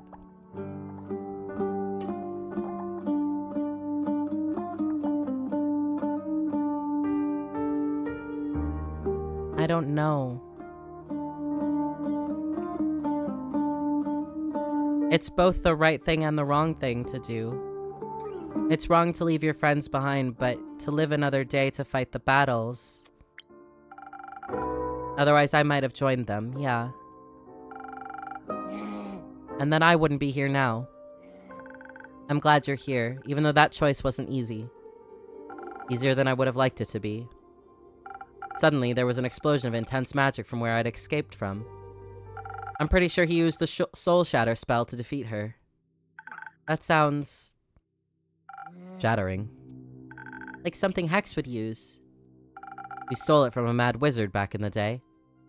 It was clearly too dangerous to be used, so we all agreed to keep the scroll safe and untouched. But he didn't. We didn't. We both wanted to study it despite the warnings. And while the others were partying or getting into tavern brawls or petting werewolves, we studied a scroll that could rip souls asunder. I don't think either of us ever planned on using it, but we were young and curious. The allure of powerful magic is a difficult one to ignore. I think when I escaped and he refused to run with no other options left, he used it against her. And it shattered Carabosia's soul. It clearly won him the fight, but it didn't bring them back. How have we never heard about any of this? You have, in a way. It happened... 30 years ago? Yes. Huh. I was wondering why he opened the first sigil 30 years ago and then waited so long for the others. I guess it was an accident, opening the portals, I mean. That's what it did, right? With her soul? Turned it into a portal? I think so. Yes. And now he wants to bring your friends back. We can all relate to that right now. There's nothing I wouldn't give to see them again, my old friends and Tia too, but... the past has already happened, and I can't change it, no matter how much I want to. I want to honor the love they taught me, the ways they changed me, and the life I still get to live. They're worth so much more than only remembering the worst things that ever happened to them. And I don't want to destroy myself any more than my cowardice already did. You are a little bit of a coward. You could have told this us at the beginning. I didn't want it to be him, I guess. Nor did I want to choose sides. He's still my friend, even after all he's done. Even after he put on Carabosia's armor and abandoned his oath, I guess no one wants to accept that their friend has become somewhat unrecognizable to them. I'm sorry that happened to you, to the both of you. Feels good to finally say it out loud. Is that weird? Not at all. Do you think we can share this with the others? His name and the story, I mean. If you want to. I fear Kara will crush me, though. I'll put in a good word for you. Do you hate me now? Of course not. You're our friend. Our occasionally stupid, shady, and sad friend, but our friend nonetheless. And Khazar is your friend. I also wouldn't know what to do if I had to fight against my friends. I'd like to think I wouldn't want to hurt them either. But you really do have to start taking your own advice. So I've heard. Thank you, Fable.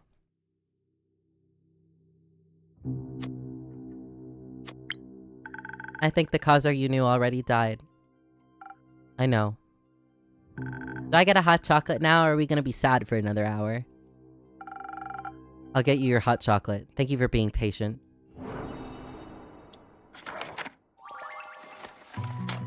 Order an exact drink. That one and that one alone. Oh gosh. She's so adorable. She really is. Melly's so cute. I think I need something in this. What does this need?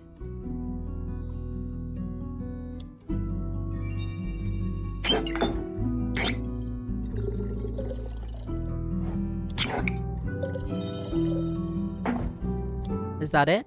No. Is that it? Yes, it is. Okay. Melly is very important. I'm also curious what Fable looks like with the horns. Here, a hot chocolate, Quincy style. This is perfect. Thank you so much. No zombies shall stand a chance against my chocolatey veins. I have to go run through the garden now. See you in a bit. Good luck, Fable. I'll go with her. We'll check in with you guys after we've won. I'd like that. Once we're back, how about some cheesecake and dancing? That sounds lovely. We can make some flour biscuits too. I'm very excited to try those. Be safe out there. You too, Neil. It sounds better when you say it. Can't wait to hear it again. Thank you for sharing all of that with us, Innkeep. I guess it was finally my turn to be honest. Do you think we'll win this? I believe in all of you. I know you'll stop him and save us all. Especially with you on the team. You're a really good cheerleader. I know. And even if you don't come back, I'm still glad I got to spend all this time with you. I wouldn't trade it for the world. Me neither, Innkeeper. But don't say goodbye just yet. I'm still coming back to pick up that quest. I need to check in with the others first, though. I figured. Thank you for everything, Fable. I couldn't have wished for a better person to share my adventures with. I'll be back in a bit. Be patient. Try my best. Here's the problem, chat. I'm hungry and tired, and I want to end after this chapter, but I'm scared that, like, I'm so close to the end that it'll be, like, one tiny chapter, and then it'll be over. Leah, how much longer is this?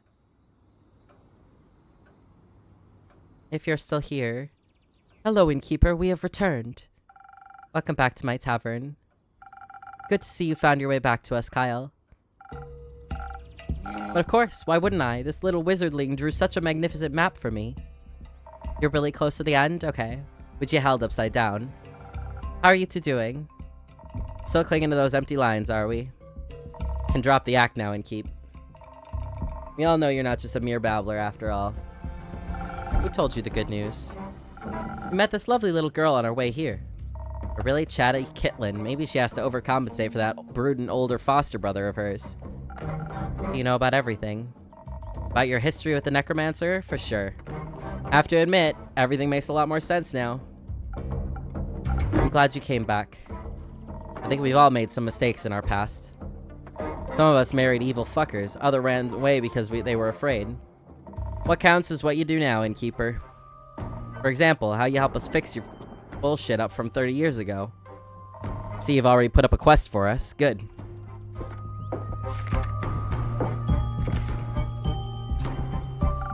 You're not going to fight alongside Care? Oh, fight? Whom are we fighting? Undead army, you know, the one that's marching towards the capital. But who am I to blame, then? Sounds like a wonderful scroll through nature. They're not strolling, they're eating away at the roots protecting the capital. That's not very nice. You got that right. And that's why we're gonna stop them. Very well, dear Rhea. You and your cape will be welcome additions to the team. There'll also be a few more adventurers accompanying us. Scully, Una, Jade, and Iniko are going to join in on the fun. Iniko? Let's hope their chaotic ideas turn out well. They better. Saving this world and the capital from destruction sounds like a dangerous endeavor. Oh, it is. Just as I thought. I couldn't bear losing yet another person so close to me in my lifetime. I know that feeling all too well. Will you both stop worrying before anything bad has even happened yet? That reminds me, did the sword turn out well? Excuse me bragging, but it turned out spectacular. I was able to craft a flawless weapon, so deadly yet beautiful. Kair's Baba really passed an astonishing sword onto her. With the Guavir's opals and the blueprint those priests gave us, it's my best work to date. More than enough for the Orhart competition. And with the Dragonfire little elf we acquired, it's also strong enough to withstand Ur's great axe. Already handed my masterpiece over to Kair. She's gotta save this world first before I can win me competition. You sure you don't want to wield the sword yourself? Nah. I've fought my fair share of undead, I know how to handle them. I'm better off at the capital, and the sword is better off in Kair's hands. It belonged to her Baba once, so naturally it's Kair's legacy. But there's one more thing you could do. Craving one last drink, Rhea? You see right through me. Anything specific you have in mind for today? Just a drink that won't be my last. Mix us something to help us return to your tavern after all this bullshit. Agreed. I would love to come back here with my dear Rhea just to reminisce. Very well. I have 2 ideas that could work. I could give you something to enhance your dexterity and intelligence, so you can easily predict and avoid all attacks. I'd top it off with a lotus flower for some extra draconic blessings. That'd be the drink for a purely offensive approach. What would the other drink do?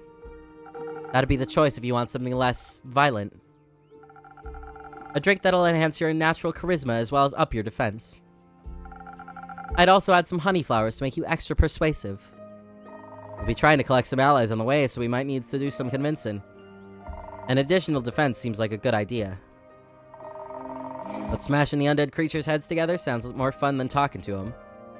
I'm not really much of a charmer, you know? Oh, I find you quite charming. Ah, shush. But now, what about me drink? Have you decided on one yet? No. Both sound reasonable to me. I'll leave that up to ye. Charm or violence, what'll it be? You better choose wisely. Thank you. That's only mildly threatening. Oh gosh, I don't know.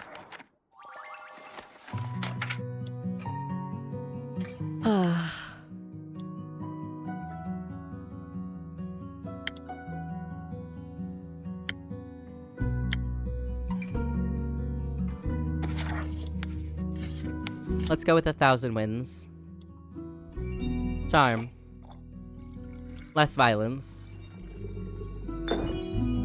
Just a little.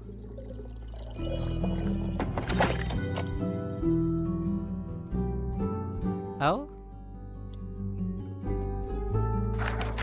Oh. Wait. Never mind. I'm a fool. Okay.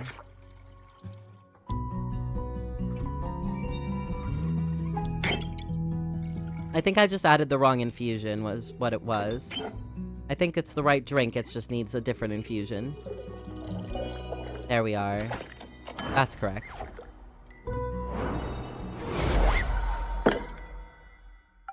You're right, you'll need all the help you can get. Some charm seems like the right approach. Just hope you're not completely delusional. Well, me too. Yet I know. You better restock your supplies, Innkeeper. You're gonna need a whole lot of drinks. I'll take your word for it. May you return successful. Be careful, you're starting to sound like some random NPC again. Let's go, Kyle.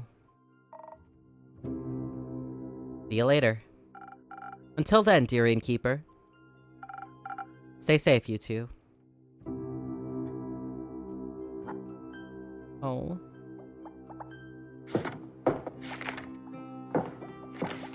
Okay.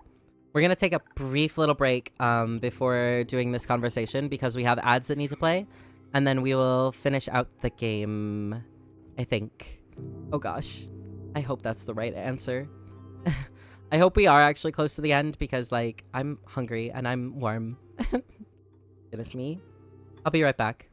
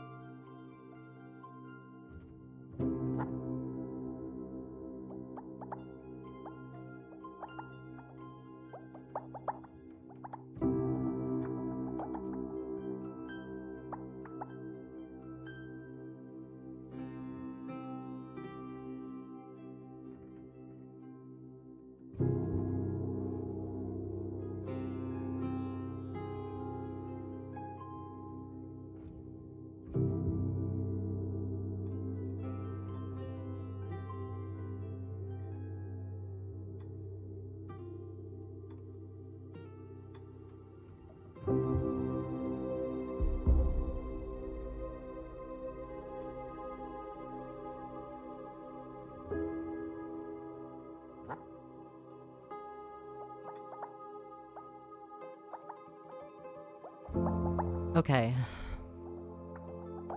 Here we are. I'm back. Me too, Fable. It's just this, then you get your ending based on your choices. Oh boy. And I see you brought Care with you. What a pleasant surprise. Good to see you too. We're taking this quest, if you couldn't tell. I guessed as much. You're not going alone, I hope. Of course not. We're just waiting for the others. Boy, Hex, and Grace will be joining us. We're keeping the team small because it'll probably be really hard to get there. But I think Carolyn could probably defeat him all by herself anyway. I don't know. I think I work better on a team.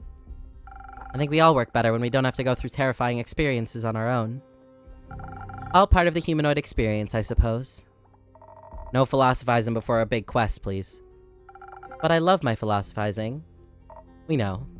It's true. Are you... scared and excited? Yeah, both. But it's not the worst combo. We're excited for an epic fight and scared because we care about this world and each other. Seems like a good thing. I guess if I didn't care, I wouldn't feel so worried about all of you either. Good to be worried then, in a way. Though I could do without this feeling of ants running around in my stomach. Me too, but I'm glad you care. Would you say I care, Lynn?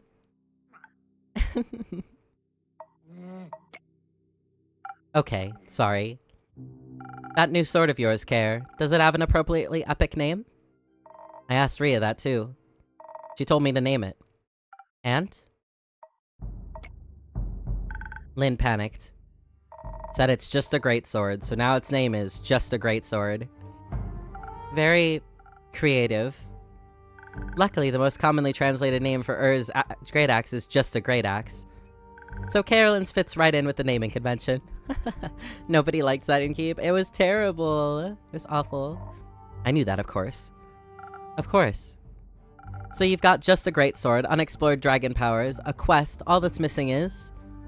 a drink? A drink. It would be foolish of me to let you walk out of here without any help again. A little. I mean, you are a little bit of a fool either way. Don't think I'll just forget about whatever you and that Khazar guy got going on. We'll for sure be talking about that once we've stopped him. That's fair. Are you mad at me?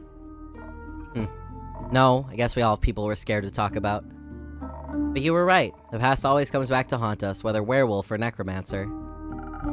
I can handle the past as long as you guys promise to haunt me for a long while, too. We'll give it our best.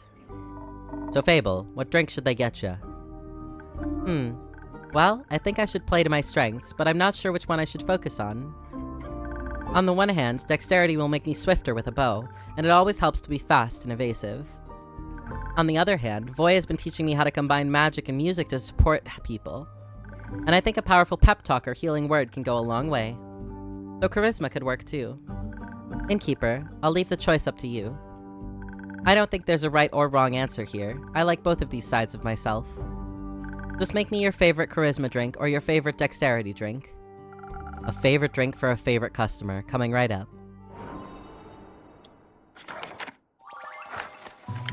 Well... I just want to make the Spoken Heart. I do. I fell in love with this drink basically the first time I made it. And it just kind of means a lot.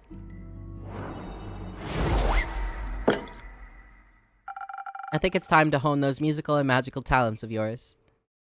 After all, your charisma is what convinced to help us. Maybe you can inspire Tuat too. Maybe. Will you put in a good word with Leviathan for me too? I already have. Thank you. Once I get back, I'll get to working on that jingle immediately. I can't wait.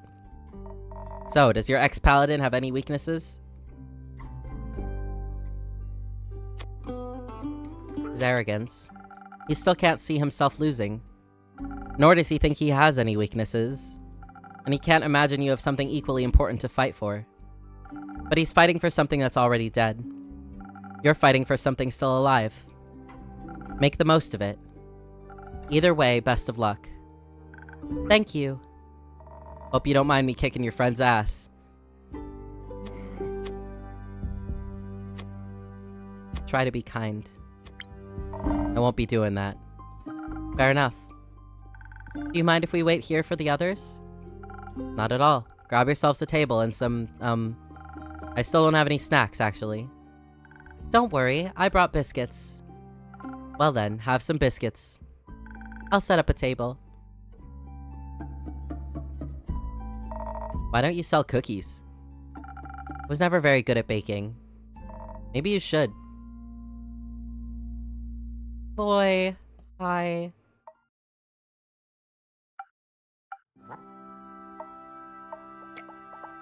It's a lot of silence. You can finally breathe a sigh of relief, everyone. The face and the muscle have arrived. You're all saved.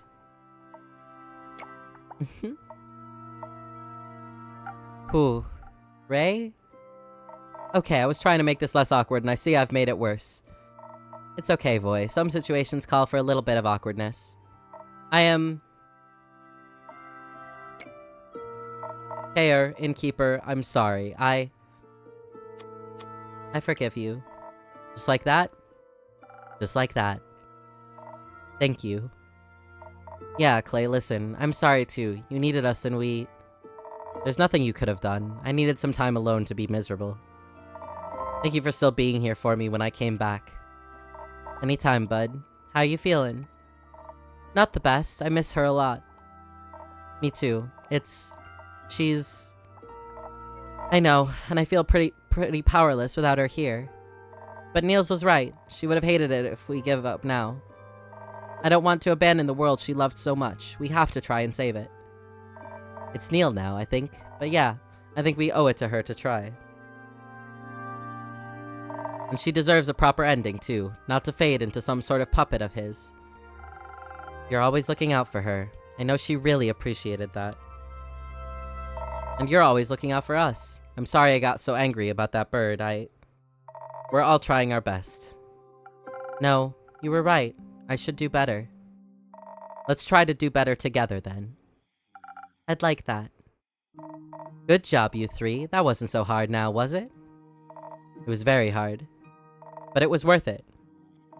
Thanks for dragging me here, Voy. You got it. I've heard you're joining too, Voy. Of course I am. What would everyone do without my priceless encouragement and skillful illusions? Or without all those magic items I stole from that wizard tower? Plus, I'm dying to hurl the worst insights known to dragonkind at that man. Don't hold back on my account. Would you like a drink to help you with that? Nah, I think I've got it covered this time.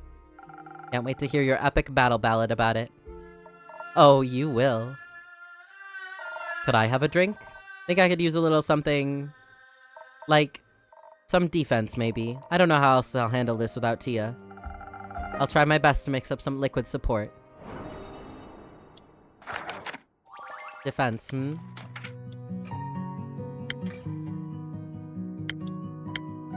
I want to make... I'll make him the first snow.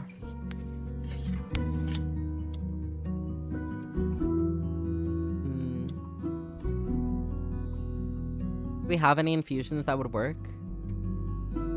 Yes.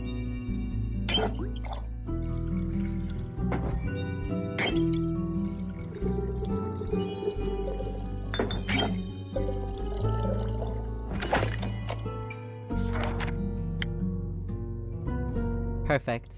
Comfortable and safe. Like Tia made him feel. It's not quite Alethea, but this is as much defense as I can give you. Thank you. This reminds me of her in the best way possible. I really needed that. Feeling a bit better? Lots, actually. Coolio. Just missing the two wizards now. We should wait for him with Fable. And with Fable's biscuits. There's biscuits? Glad they picked up snack duty.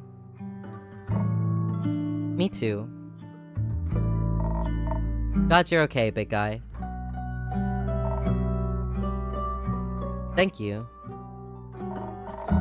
Now come on, before Voy starts his inevitable grand speech without us. Did someone say speech? Nope, this way.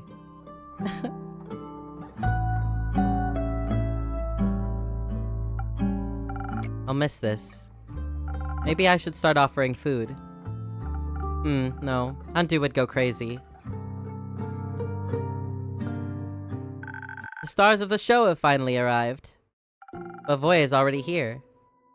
I don't think we can compete with that. Aw, come on, don't kill my vibe. You spent too much time with Iniko. Impossible. Are they also why you're late? We were busy doing research, okay? It turns out we have a little bit of a problem. You mean besides the crazy necromancer with a god complex and a god's weapon trying to kill death? Besides that, yes.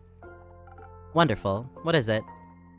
Khazar needs to go through the astral portal in the aperture to reach Tuat and do his crazy apocalypse thing.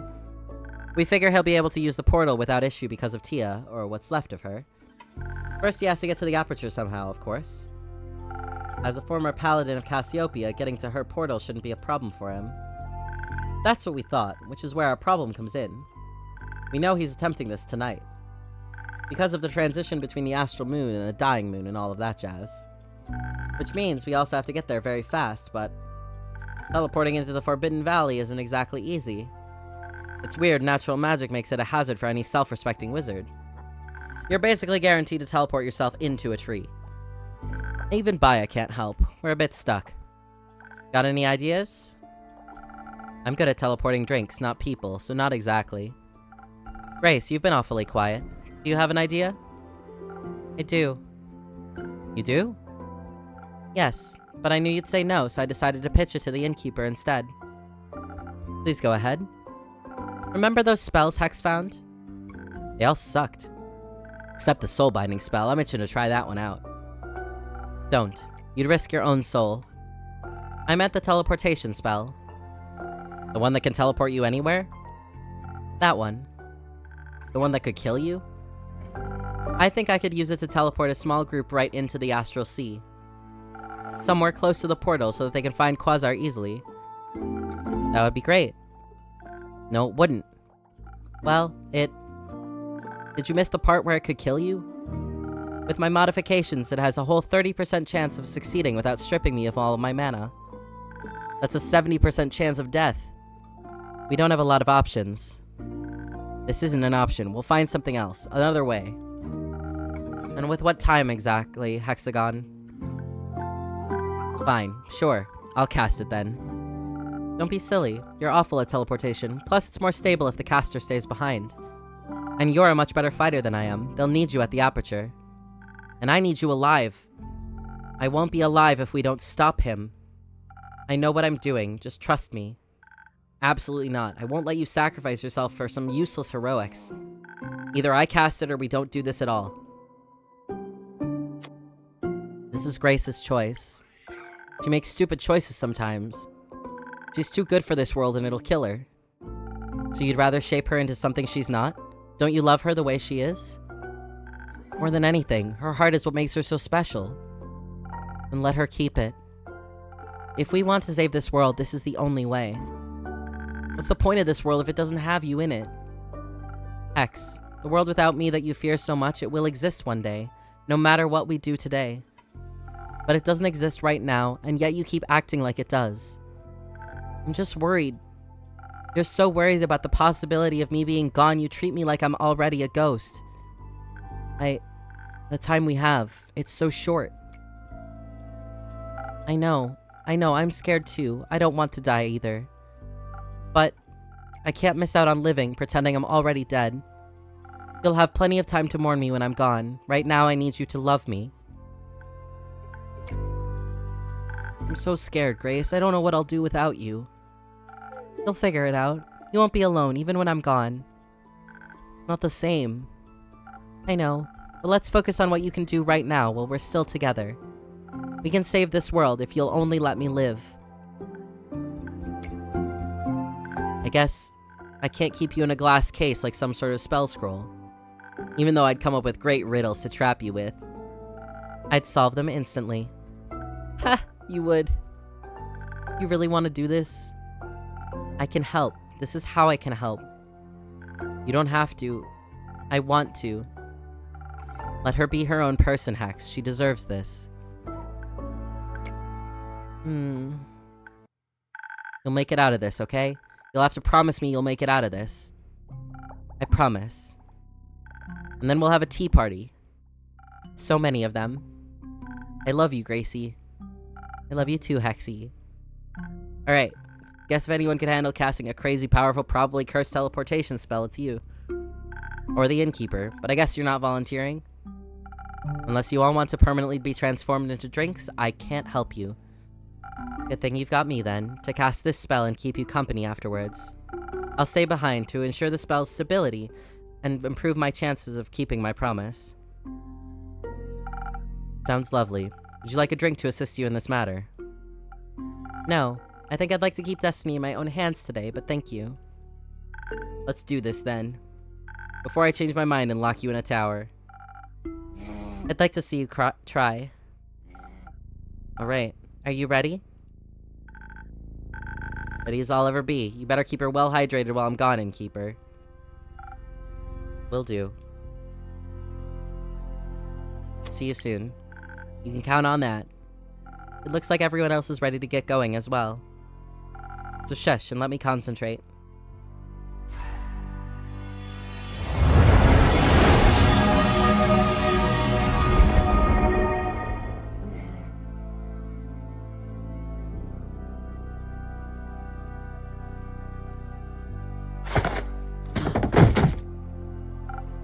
Grace?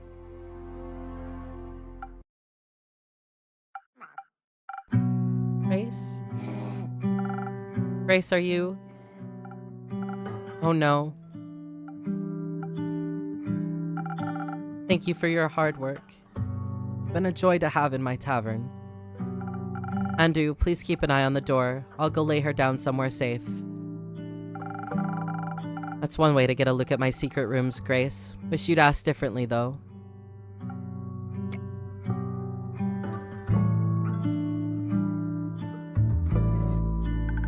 Hello, innkeeper. Oh, hello. I'm... welcome, or something. It's okay. You don't have to say anything. Just came here to check on you.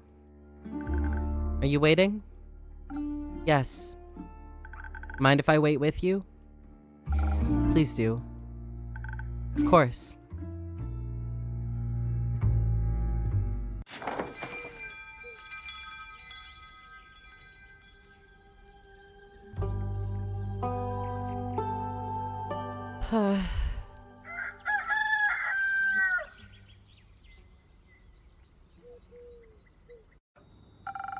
They should be getting back soon.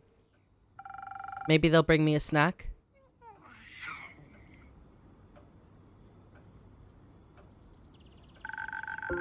A round of applause for the heroes of Hysteria, please. Did you bring snacks? What? Sorry. Applause. That's better. Is that a winning grin you're wearing? What else would it be? The world is saved, Innkeep. I'm happy to hear that. Not that I expected anything less, but... it's good to stop worrying? Yes. Oh... Can I offer you heroes a drink? Not quite yet. I'm not starting my heroic story without Gracie. I need her oohs and ahs and Hex be more carefuls. Where is she anyways? Did she get tired of you? Hex, I'm sorry. She didn't make it.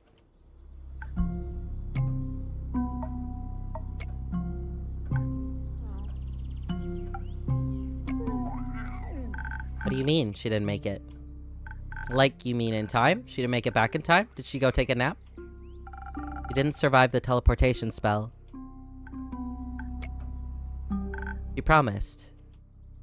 I know. No, you don't get it. She promised she'd be okay. Grace doesn't break her promises. She didn't get a choice this time. But But Dragon's Grace, you had to insist on dying a hero, didn't you? Where is she? In one of the rooms upstairs, the one with the pink carnations hanging from the do not enter sign. Okay, thank you for taking care of her. She was the most talented witch I've ever met. She was, and the kindest one too. But I guess a good heart can't save you, even if hers saved me. That's awful. Yeah, she was a wonderful woman. The world's gonna miss her. I'm thankful for her help, though. Without her, we would have never made it. I hope she knew that. I think she did. We always made sure she'd never forget how talented she was, after all. So, you too. Drinks? Would that make you feel better? A little. I'll take one then. Something that'll make me feel like a featherlight nymph, maybe. Thank you, Fable.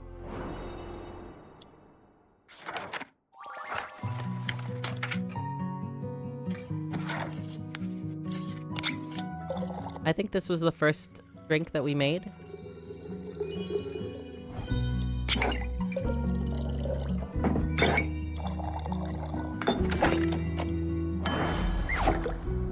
I don't remember, though. Here, your favorite. Made enough good choices to counter your bad ones? Okay. I'm always comforted by the extent to which you know me. Thank you. I guess we should get on with the epic and heroic story now, right? I'd appreciate that. I'll start with the other group that took care of the Roots. I imagine it began with a battle of wits. They're safe, the Roots and the people. Local government didn't believe them about the danger, so it was a close call. But it sounded like they got everyone out in time. Then all that was left was kicking some undead ass. Kyle said they had a lot of help too, like the Banshee and the Mary Morgan answered by his call and scared some of the skeletons to dust. A powerful wizard and a bunch of familiars and former familiars showed up with claws and fire at the ready. Gully convinced the Everbloom Archive's bleak stalkers to come to our aid. Oh. After they heard about Tia, they were furious. Even Neil's parents showed up with a group of retired adventurers from Borkham. Uncle Dragon came by and helped too, together with the werewolf settlement from the Ashen Grove. Was glad to hear the old fool still got some guts in him. Sounds eventful, but the team won? They won. And you won too. Barely. That sounds exciting. Got a strange definition of exciting. The teleportation spell worked really well. It was super precise. We could even see the outline of the astral portal, lying in the blood of the first vampire. And showing us the desecrated aperture on the other side. In front of us, stretching endlessly, was a wide river of the astral sea. Its glistening water was mixed with immortal blood. We were sure it would lead us straight to Khazar. But the water was pretty deep, and we didn't bring a boat. So Clay called out to the sun humpback whale for help. It showed up in a shower of stardust and allowed us to ride on its back. Through the fight was tough. Having the sun whale there definitely helped, even though Khazar banished it whenever we got too close.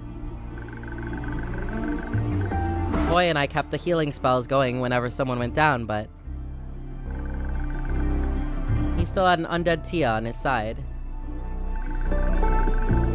Hex and I kept trying to freeze her with our spells, but it never lasted very long. Eventually, Clay got to her. He made sure she didn't have to fight us anymore. He'll give her a proper burial soon. You better show up. I'll be there. But I guess that didn't end the fight. No, Carolyn kept Khazar at bay for a long time, but it dropped. Hate to admit it, but I did. He was stronger than anything I'd ever fought. That axe is no joke, but neither was his determination. Boy managed to get her away from him just in time, but it was looking pretty bad for all of us. Only I was still in his way. I prepared myself to call upon all the powers gave me, no matter the cost. When Hex cast Fireball, No, I cast Soulbind. The whale had bitten a huge chunk out of Khazar's shoulder. And he looked bad. Bad enough that I thought I might be able to pull his soul out. So I thought I might as well give it a try. I could have ended you, or our friends. Could have, but I guess us hexes are known for risky moves, huh? Plus, Gracie would have killed me if I didn't make it back. I had no choice but to survive. Did it work? Obviously. I pulled his soul straight out of his body, and in my panic, I bound it to the closest object. Or his great axe. Precisely. I think it's just a cursed great axe now. We even brought it home for you. Thought it'd make for a great tavern decoration. Lynn's been carrying it for me. Here you go.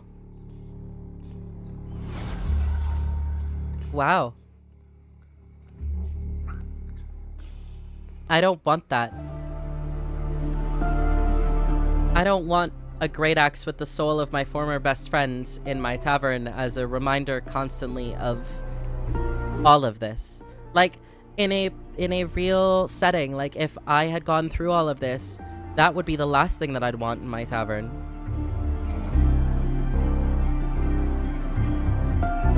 So sometimes I guess you have to have things that remind you of times that aren't necessarily so good. To look for the good things in those times. I still don't want it, but I'll say I love it. I knew you'd like it. Thank you for all the wonderful story. I'm very proud of you. We couldn't have done it without your help. Or without Grace's. How about I get you all another drink on the house and we go tell her the story? I'm sure she'd love to hear it. That sounds wonderful. It's been a blast, Innkeeper. Thank you for everything. Cheers to a million more adventures, or something like that. Don't get all sentimental on us now. Let's go tell a story. Let's.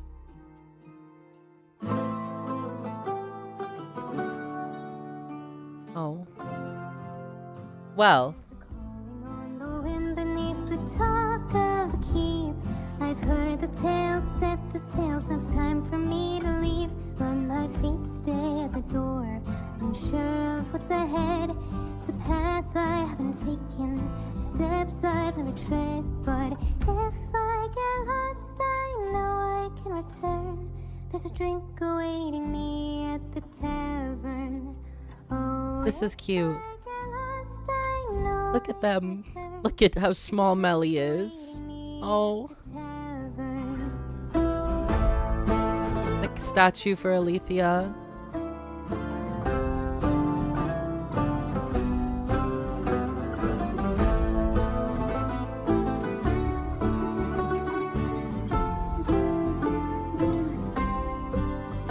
Cross through cities made of glass, past the forms of sleeping dragons. No day is like the last. Never know what will happen.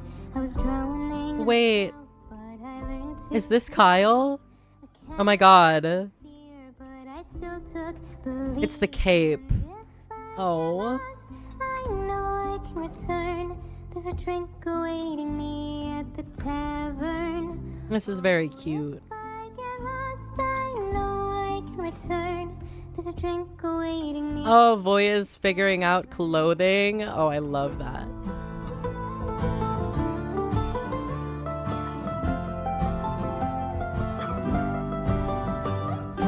It's true. That is essentially what happens to Darkins. I mean, you look at Kane, or I'm sorry, Rust, in Kane's sigh. They put the bracelet on Alethea. I'll pull up a chair, rest this weary heart, and I'll tell my story. Fable teaching Care how to do things. Look at these two on the roof. And the sheepfish.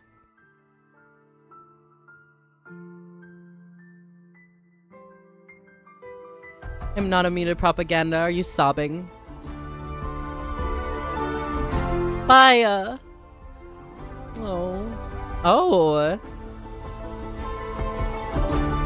What's going on there? Oh my.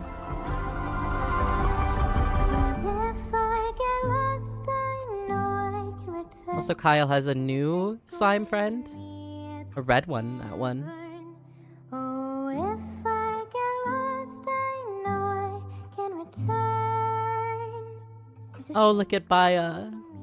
At the tavern. Oh.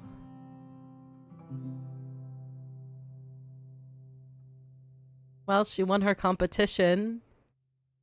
Good job, Rhea.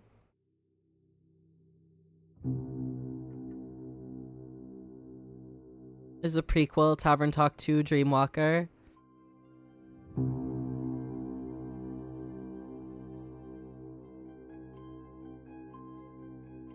Jade looks so happy to be there. Una is telling Archie all about the tales.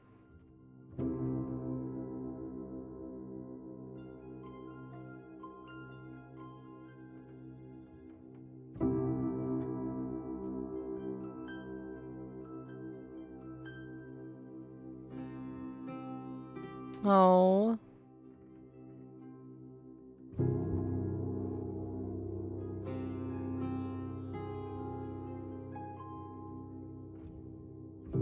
Una on the roof fixing this is, oh my gosh. She would.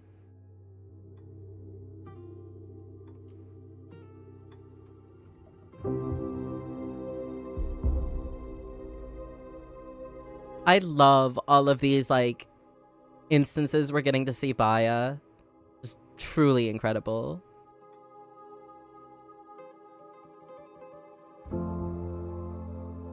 Baya makes me very happy.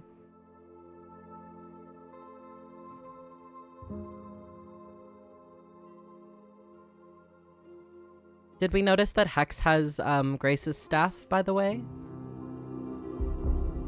Oh, wow.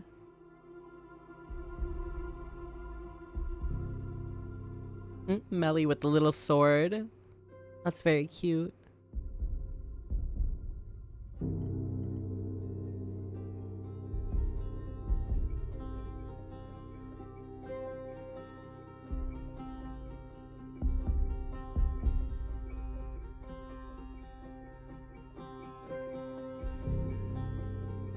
Well, they blew something up.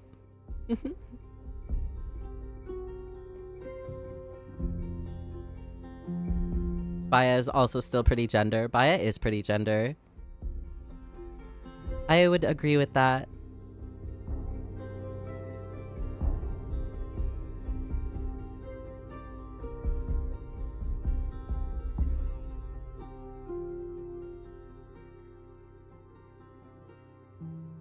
Oh, look at Neil and Fable.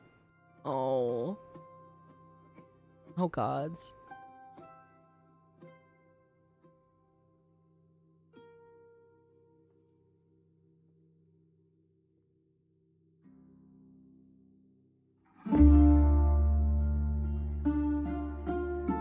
Your potatoes are made. I hope you enjoy them. Boy. Una and Jade gambling. Of course, as they should.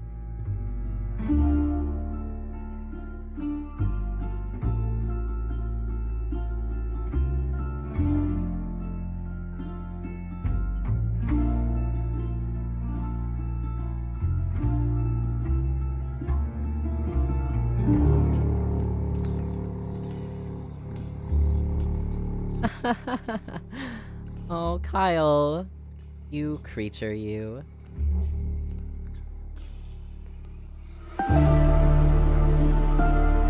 Melted some cheese. Oh, that's wonderful.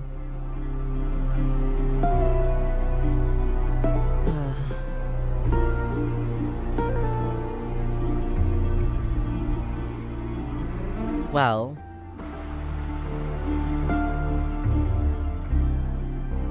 I'm wondering if there's a way to mildly speed up the credits. Oh, Fable and Void together. That's so cute. They're adorable. Singing their little songs.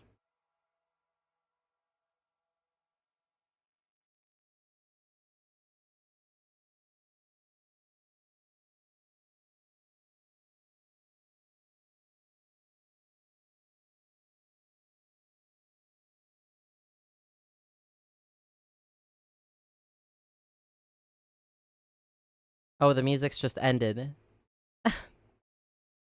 Excellent. Well done.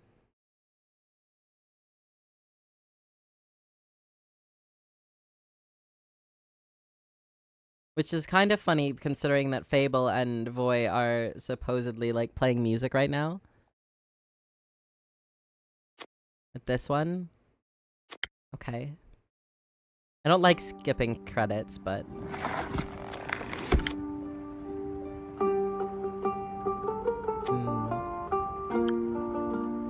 Well, either way, that's going to be the end of stream today. I'm very warm. I'm very warm in this room, and I would like to not be in this room any longer. So, that was really fun. I really liked this game. It's really cute. I don't know if I'd play it again. I feel like I got the story out of it that I wanted.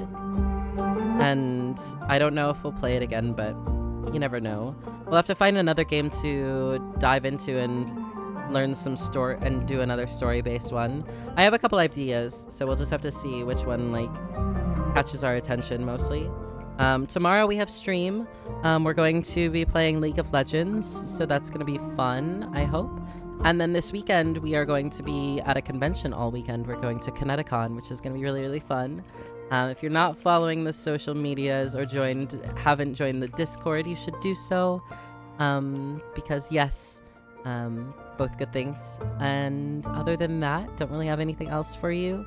Thanks for hanging out. Thanks for watching. And yeah, bye.